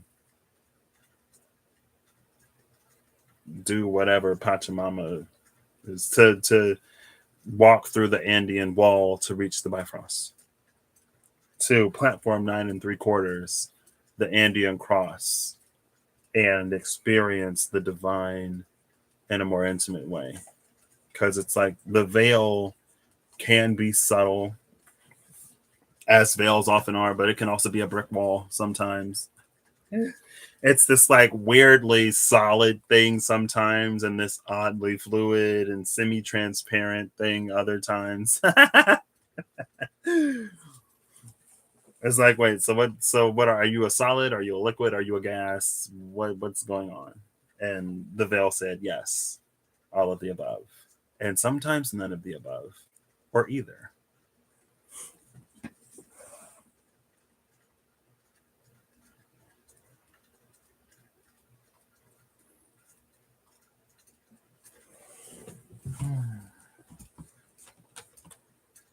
I'm so warm.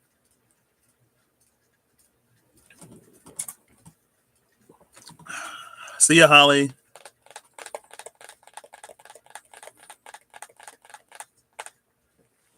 No problem. Is that pizza? Oh my gosh, I could go for some pizza.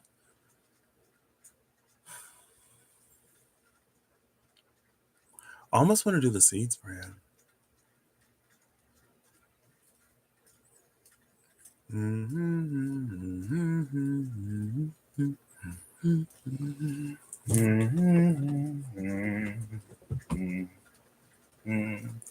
Um, so I guess that's what lies on the other side of the fence. The fence is a wall. As I come to the other side, I feel like I did say I wanted to pull the Whispers of War Ganesha. Oh, I just ripped the tissue. Ew. Oh, goodness. I feel like that did nothing to help me.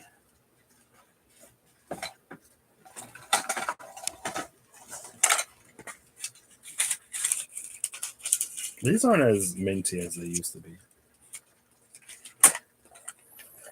Where am I going next? We'll ask Siri. If Siri says tail, if Siri says tails, I guess. I won't stop. If Siri says heads, I will stop. I leave my fate in Siri's hands. Hey Siri, flip a coin. Tails. Oh, what's next? What's next? Great. I've been wanting to say a lot of things, and I haven't been live to say them.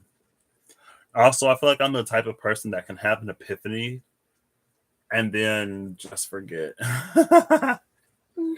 Like I was talking to my journey buddy earlier, and she's like, she writes a lot of stuff down. She writes everything down. She's a recorder.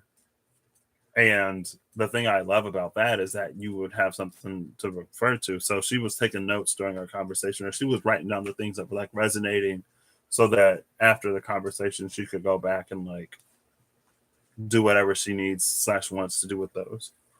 And she was like, "Do you want me to send a picture to you?" Because I got just as much from that conversation, from the conversations we've had today and yesterday. I was like, "Oh, okay." But I was like, "Yes, please," because knowing me, I'll probably forget. I'm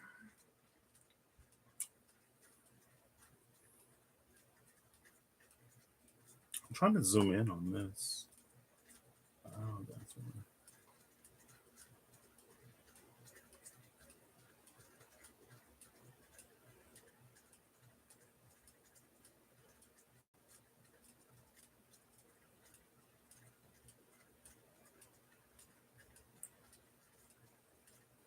Hold up, wait, what?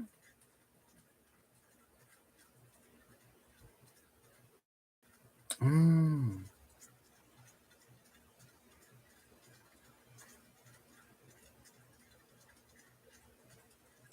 Oh, because I'm looking. So I was like, let me pull up the second page and just like see if there's something here that'll resonate. So first, I go to this line, and the line says, looking over here. So I'm literally looking over here. You see that looking over here? I'm looking right here, and I'm like, what? And there's like, if you aren't fully present. And this says, you may be looking over here. And I'm like, you may be looking over here. That doesn't make any sense. So I go up to the bullet, and it's like, I'm reading it. And I'm like, I can kind of read it. She was writing with the Fieri because it was just like, so I'm reading it, and it says, we may need to go through it presently. I was like, because here's this word. I'm like, I can't really read what that is. And so I'm like looking at this weird thing, and I see the heart. And so I'm like, what does this say? And it says, and you may need to look. Wait, hold up, wait. And what you need to learn is over here. And what you need to learn is over there, is over here with the heart. And I was like, oh, so all together, it's like you may be looking over here, and what you need to learn is over here. And I was like, oh, I played myself trying to figure it out. I'm like, wait, what? You may be looking here. What does that mean? And you need to be over here. I remember kind of where that came up in the conversation. And I feel like that it feels like that's where that wild woman journey kind of sort of is. Because after, I want to say Poplar, but Poplar was Bjork. Um, it's like after Spirit uses us. Um, it guides us back inside to clear up some of the internal stuff. Going back to the sweat lodge being this blister, pus filled, dark night, whatever, and it brings the light in to like sort of cleanse all of that out. Um, so that with that journey, we can look in the directions that we can look in the directions that things are. We can look at Pachamama. So we can look at Pachamama. We can see Pachamama when we've taken our medicine. That was the drum and completion. When we've taken our medicine and when we followed our regimen, it puts the internal back in a certain space. So then when we approach the Andean cross, when we approach the veil, we don't need the coyote to what's crafty. We don't need the coyote to trick us into healing things internally that we could have already sort of started to work through. We don't need that medicine anymore because we finished it. So now when we approach the Indian cross, we actually get to see Pachamama. Pachamama isn't stanknessing us, isn't testing us, isn't sniffing us out to see what we still need to heal or work through before we can really see her as she is. Okay. Good night, Steph. We're tools. Wait, what? No problem, Steph. Glad you're here.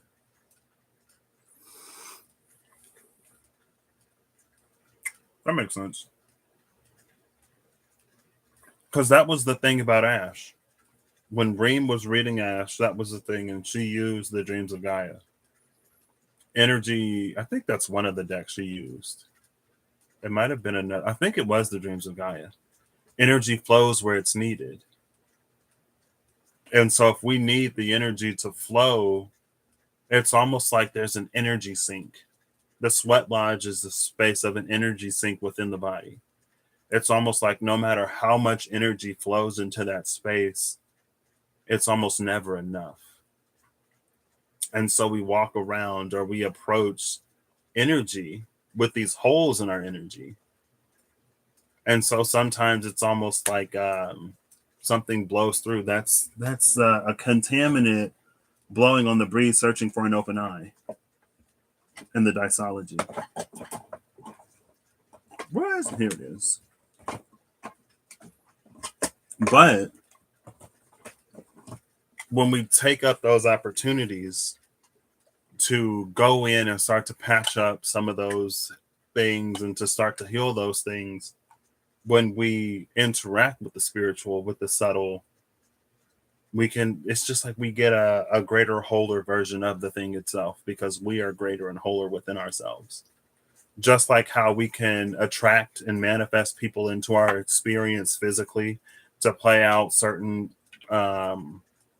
pains or traumas or whatever. And that's the coyote, to get us, to trigger us in ways where we can sort of like realize that we still feel or hold on to something that we're feeling and holding on to.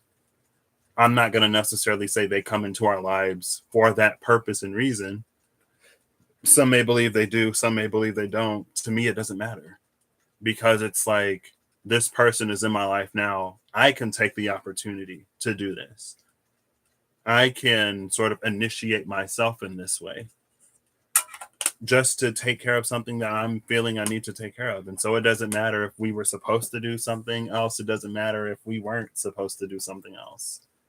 I can take it as an opportunity, and it doesn't have to be what it was sort of designed to be or whatever, if that makes sense. So anyway.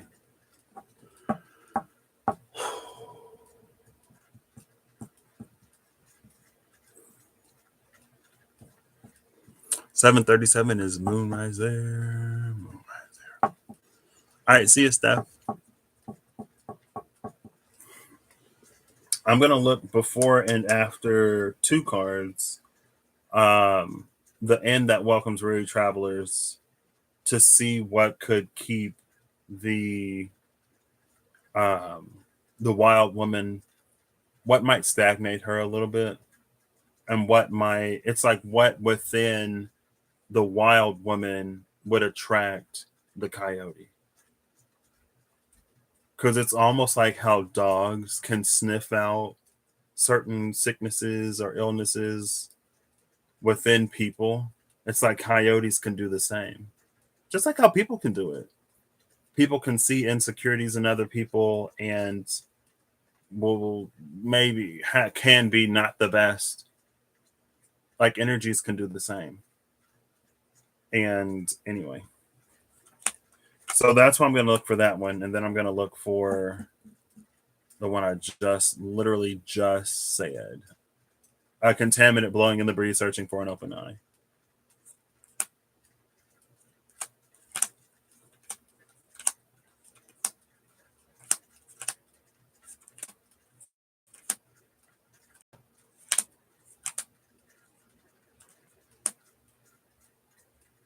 Here it is. It's the Seven of Diamonds, a well-crafted illusion, a contaminant blowing in the breeze, searching for an open eye. And the thing about the well-crafted illusion is that it's not, it really isn't. It's because we're in the space that we're in. It's because we wear those kaleidoscope glasses, and because we have kaleidoscope vision, that it makes the coyote look like Pachamama. But it's like, if we weren't wearing those glasses, we would very obviously see that the coyote is the coyote. But being humans that go through experiences in life, and it, life hurts. And then one day we hope it's gorgeous. And then one day it is gorgeous. Here it is. It's the Jack of Hearts. It's an end that welcomes weary travelers, a hot tub that soaks all one's worries away, and a sly grin.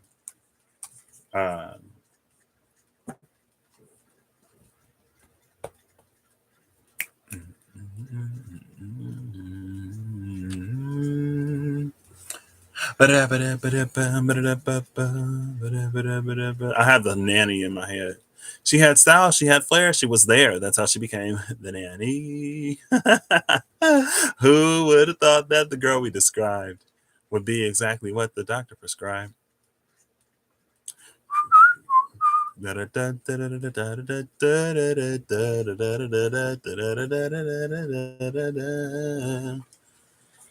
She's the lady in red while everybody else is wearing tan, you know? She's the nanny, Fran Drescher.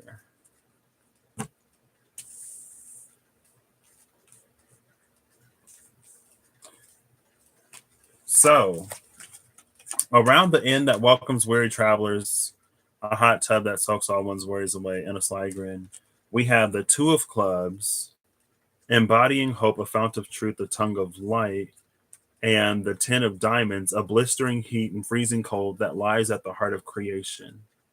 The truth of the heart made plain, and beginnings. Beginnings is interesting because, but Bjork. I was gonna commit to it, but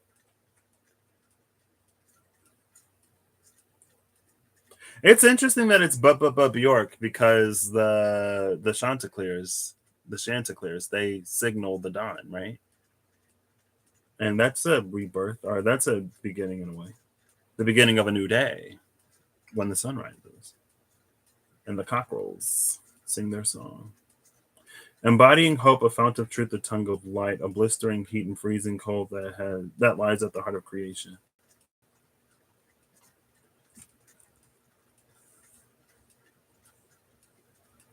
This is like this is so Jesus. Oh, this take me back to the Bible days. Cause they say that what is it like God gives his harshest lessons to his toughest warriors or something like that. But it's not that. It's more like it's like devil energy wouldn't be messing with you.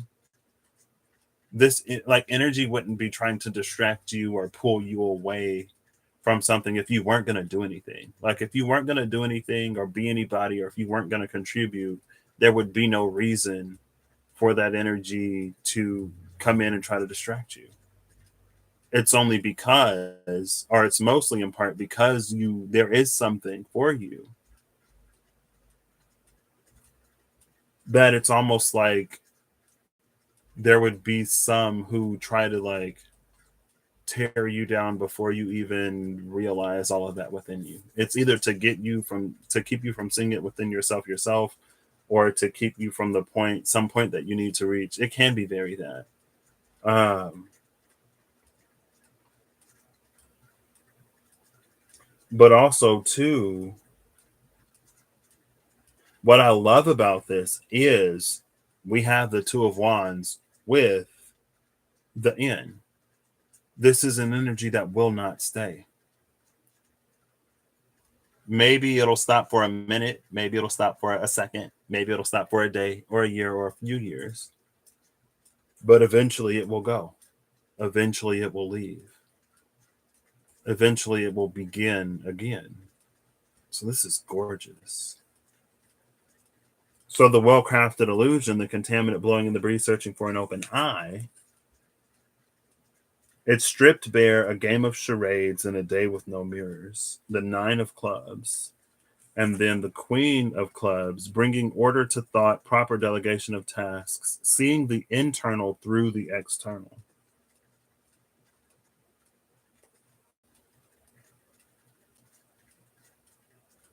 This to me, it feels like, I don't know if this is a was, or I don't know if this is why. It's like it explains some of the reflective nature of the universe. It's like even when we are vulnerable with ourselves, even when we strip all the way down, there may still be things within ourselves that we don't see within ourselves. And that can be either like that could be the bad that we don't see within ourselves, or it could be the good. It could be the amazing that we don't see within ourselves. But it's a day with no mirrors. So we're seeing the internal through the external without a mirror.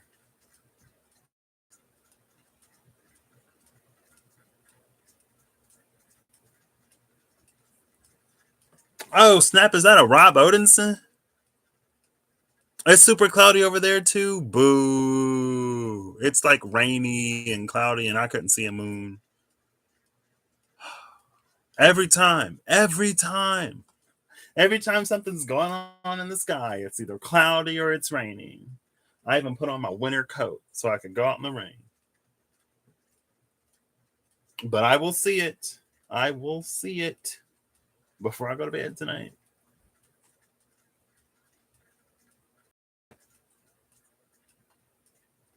See, the thing about the proper delegation of tasks, though, this is a very, very, very interesting energy around the well crafted illusion. Because we're seeing the internal through the external, but it's because of the proper delegation of tasks that it's a day with no mirrors. Because it isn't necessarily someone else's job or some other energy's job to reflect back to you what you need to see, handle, or address within yourself. It's no one else's job to show us what we need to see but our own.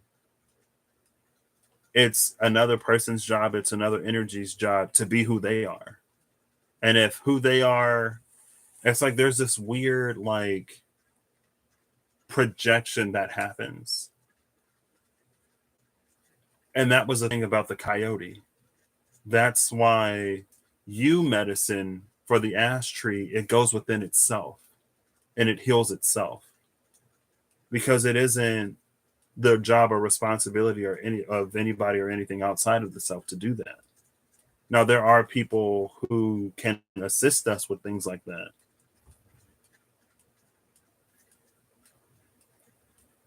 But it's like there's something that we don't see. And that's the kaleidoscope glasses. It's the kaleidoscope glasses that'll make Pachamama look like the coyote and it'll make the coyote look like Pachamama.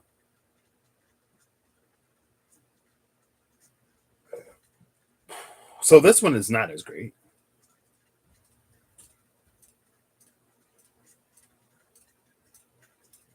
Because it feels like it's not that we want to be tricked or deceived. Maybe it's less that we want to be tricked and deceived, and maybe it's more of there are truths that we're not ready or willing to face. And so it's almost like if we are entering a space of truth, or if what we desire takes us to a zone of truth, but we're not yet able to see, or we're not yet open to being able to see what the truth actually is, that's when we meet the coyote. And it's the self that brings that on. It's all, and that goes back to the projection. We project a whole whatever onto somebody or onto an energy that it may not even necessarily be that. Now, there are some people or energies that'll be like brilliant actors. It's like, well, if you cast me as this, I'm going to play it. Sure. Yeah. Why not? Until it reaches its limit, until we start to ask for things that it just can't do, then that's when it becomes a problem. And how we deal with that problem is however we deal with that problem. But that's why everything is like it's internal. And like such internally focused energy around the time of a Scorpio full moon lunar eclipse is not surprising. I feel like for Scorpio, it's very on brand. But at the same time, it's almost like, because I was talking with my journey buddy about this earlier, it's almost like for some, it could be a period in time of like going deep within and like sort of being challenged to face and look at certain things that maybe we didn't want to. But on the other side, with the drum and completion, if we've already have taken that medicine and if we've already like worked out our internal stuff, then it'll be a release, an emergence for everything that was held down with great pressure. In the absence of that pressure, it will rise to the surface. So it can be sort of either way, but that's the death and transformation duality of scorpionic energy within itself as a sign. It's not Scorpio is death and Taurus is the transformation, like how Aries is the self and Libra is other people. Scorpio is both within itself.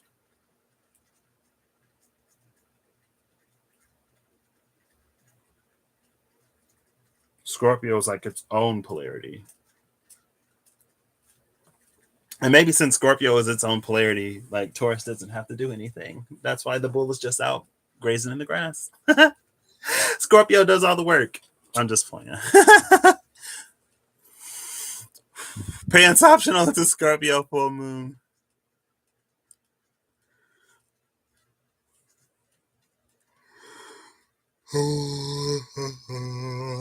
Excuse me. Oh, snap. No, you gotta go check. If anybody can see the moon where I am, someone please let me know. Your parka. Yeah, I need like a poncho or something for the rain. It's rising across the street now. 20.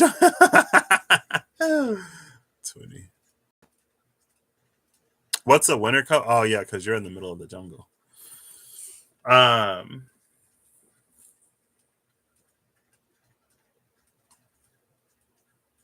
That's interesting. The bottom of the deck is the Three of Hearts, where form and function align the power of words to brighten and terraform.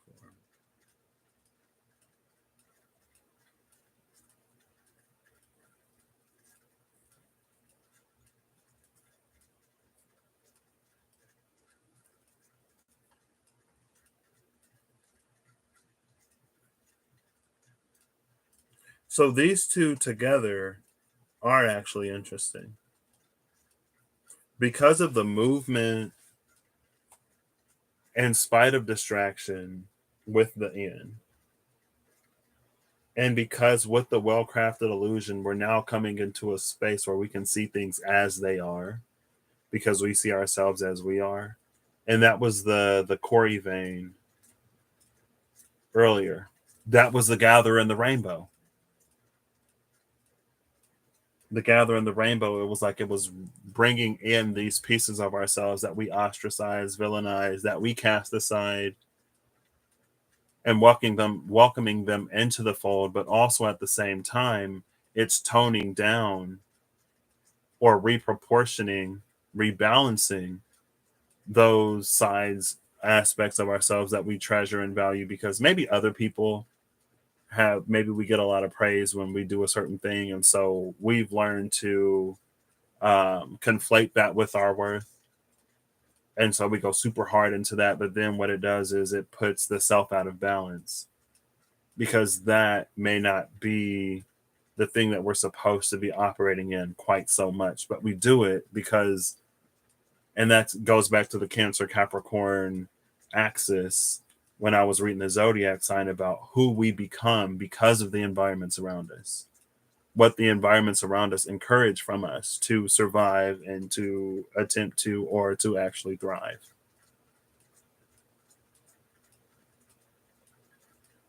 So this day with no mirrors and the proper delegation, it's almost like it also gives us the chance to discover what our own internal balance like really is.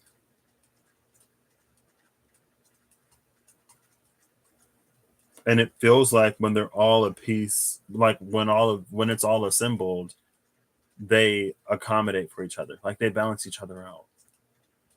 We become more well-rounded, and we're already sort of well-rounded. We just go through life and we emphasize certain things, we over exaggerate certain things, and then we under prioritize others.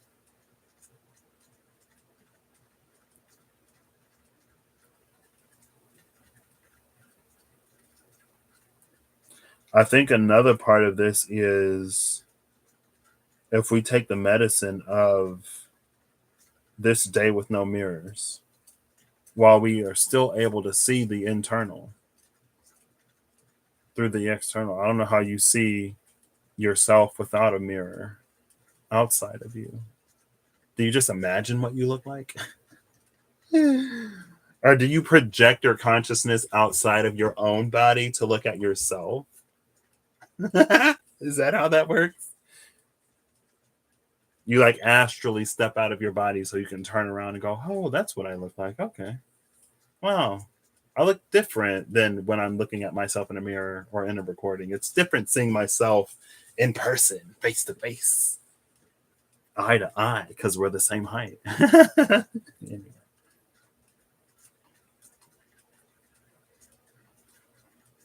And it's just like when we reach that point, there's nothing for Coyote to latch onto. There's nowhere for that distortion, or it's like there are less places for that distortion to kind of sort of like come in and appear a certain way. And it may be some energies themselves may come with some kind of fail safe or whatever, where they present themselves in a certain way to see if, as a test of their own, because I'm sure there's at least one energy out there that would be like that. It's like, oh, I'll approach you in this space, and if you're courageous enough to still approach me, then I will reveal what I really am. It's like, I smelled fear on you. That makes me think of the Keeper of Karnak when Russ went to the monoliths out there, the Menhirs, I think, out there. It makes me think of the Keeper of Karnak. It's almost like if it can smell fear on you with that stankness, it'll amplify that fear. Or if it smells anything else, it'll amplify that. But when we approach it, not even necessarily having everything figured out, but when we approach it with ourselves assembled and put together, it's like there's no entry point for it to come in and sort of like start to pick at us. And then we get to see that energy for what it really is. Now, why would it need to go through such lengthy measures? I don't know. I'm just the dude pulling cards, rambling on the internet, and you're just the person watching me. But even then, it's not to take away from anything, but it's not to overly exaggerate anything either. So, oh, one card. A swaying tower that is moments from toppling, clouded vision and burning lands, a powder keg. Material intervention, the coming of spring, mastering the game of life at the bottom of the deck. So it's almost like if there's like a stick of dynamite or TNT and someone lights it and it's getting closer and closer, and you're like, oh my gosh, it's about to blow, but then it goes out. Either someone comes up and stops it, or the wind blows in a certain direction and it puts it out. Okay. An accurate depiction, a true to life tale, liquid light that carves its way through night. The Nine of Diamonds. Bottom of the deck, material intervention, the coming of spring, and mastering the game of life. So the same card at the bottom takes us from the Nine of Spades, the swaying tower that is moments from toppling in the powder keg, to Nine of Diamonds, liquid light that carves its way through night. The medicine itself is in the pain. The pain heals the pain, and Libra got that. Because I was like, ooh, Libra, this is rough. I'm going to have to go to my feel-good deck. And it was like the presence, because it said it's like fear casts out love or something like that. But it ended up referencing itself in a way where it's like the presence of fear casts out fear. And so there is an internal reworking and rewiring ourselves if we would be encountered with something, and within ourselves we would work it out. Which is, again, it aids and it lends to that Three of Cups energy, where we don't need somebody else to play a certain part so we can work through something within ourselves. We can work through those things within ourselves. Now, we can have people that we work through stuff with, but at the end of the day, it's like, because we can handle and work through ourselves, we gift and allow the people, the places, the energies that we come in contact with the opportunity to be themselves. Because again, it's like that was the thing about the coyote. It's the drum and completion. We don't need the coyote to trick and deceive us anymore. We don't need the mirror to do the things that we already know we need to do. And so because we don't need it anymore, we get to actually, again, see it for what it actually is. So it may just very well be that Earth is Pachamama. Maybe Earth is like, you know what? I've had a few too many of a certain kind of human on the surface of me. So I found a game that I like to play with them. I won't call it a test because they don't like the word test. We'll call it a game because they like games. If you can see me through the coyote, then congratulations, you can see me. I don't know. Anyway, I hope you all have a wonderful whenever you see this. I hope you're all acting in alignment to make all that you wish to experience your reality. And I hope for you, people, a person, a community, a group, where you can do this. This is your book. This is your Akashic book. This is your Akashic cheat sheet, right? Let's say you have your pages here on your book, and you're giving your speech, and then you look down and you're reading, you're flowing, you get stumped, so you look in your book and you're like, okay, and then you keep going. I don't know what that means, but I hope you have people that you can do that with. I don't know. All right, no problem. Thank you everyone for being here. This was a something. Bye.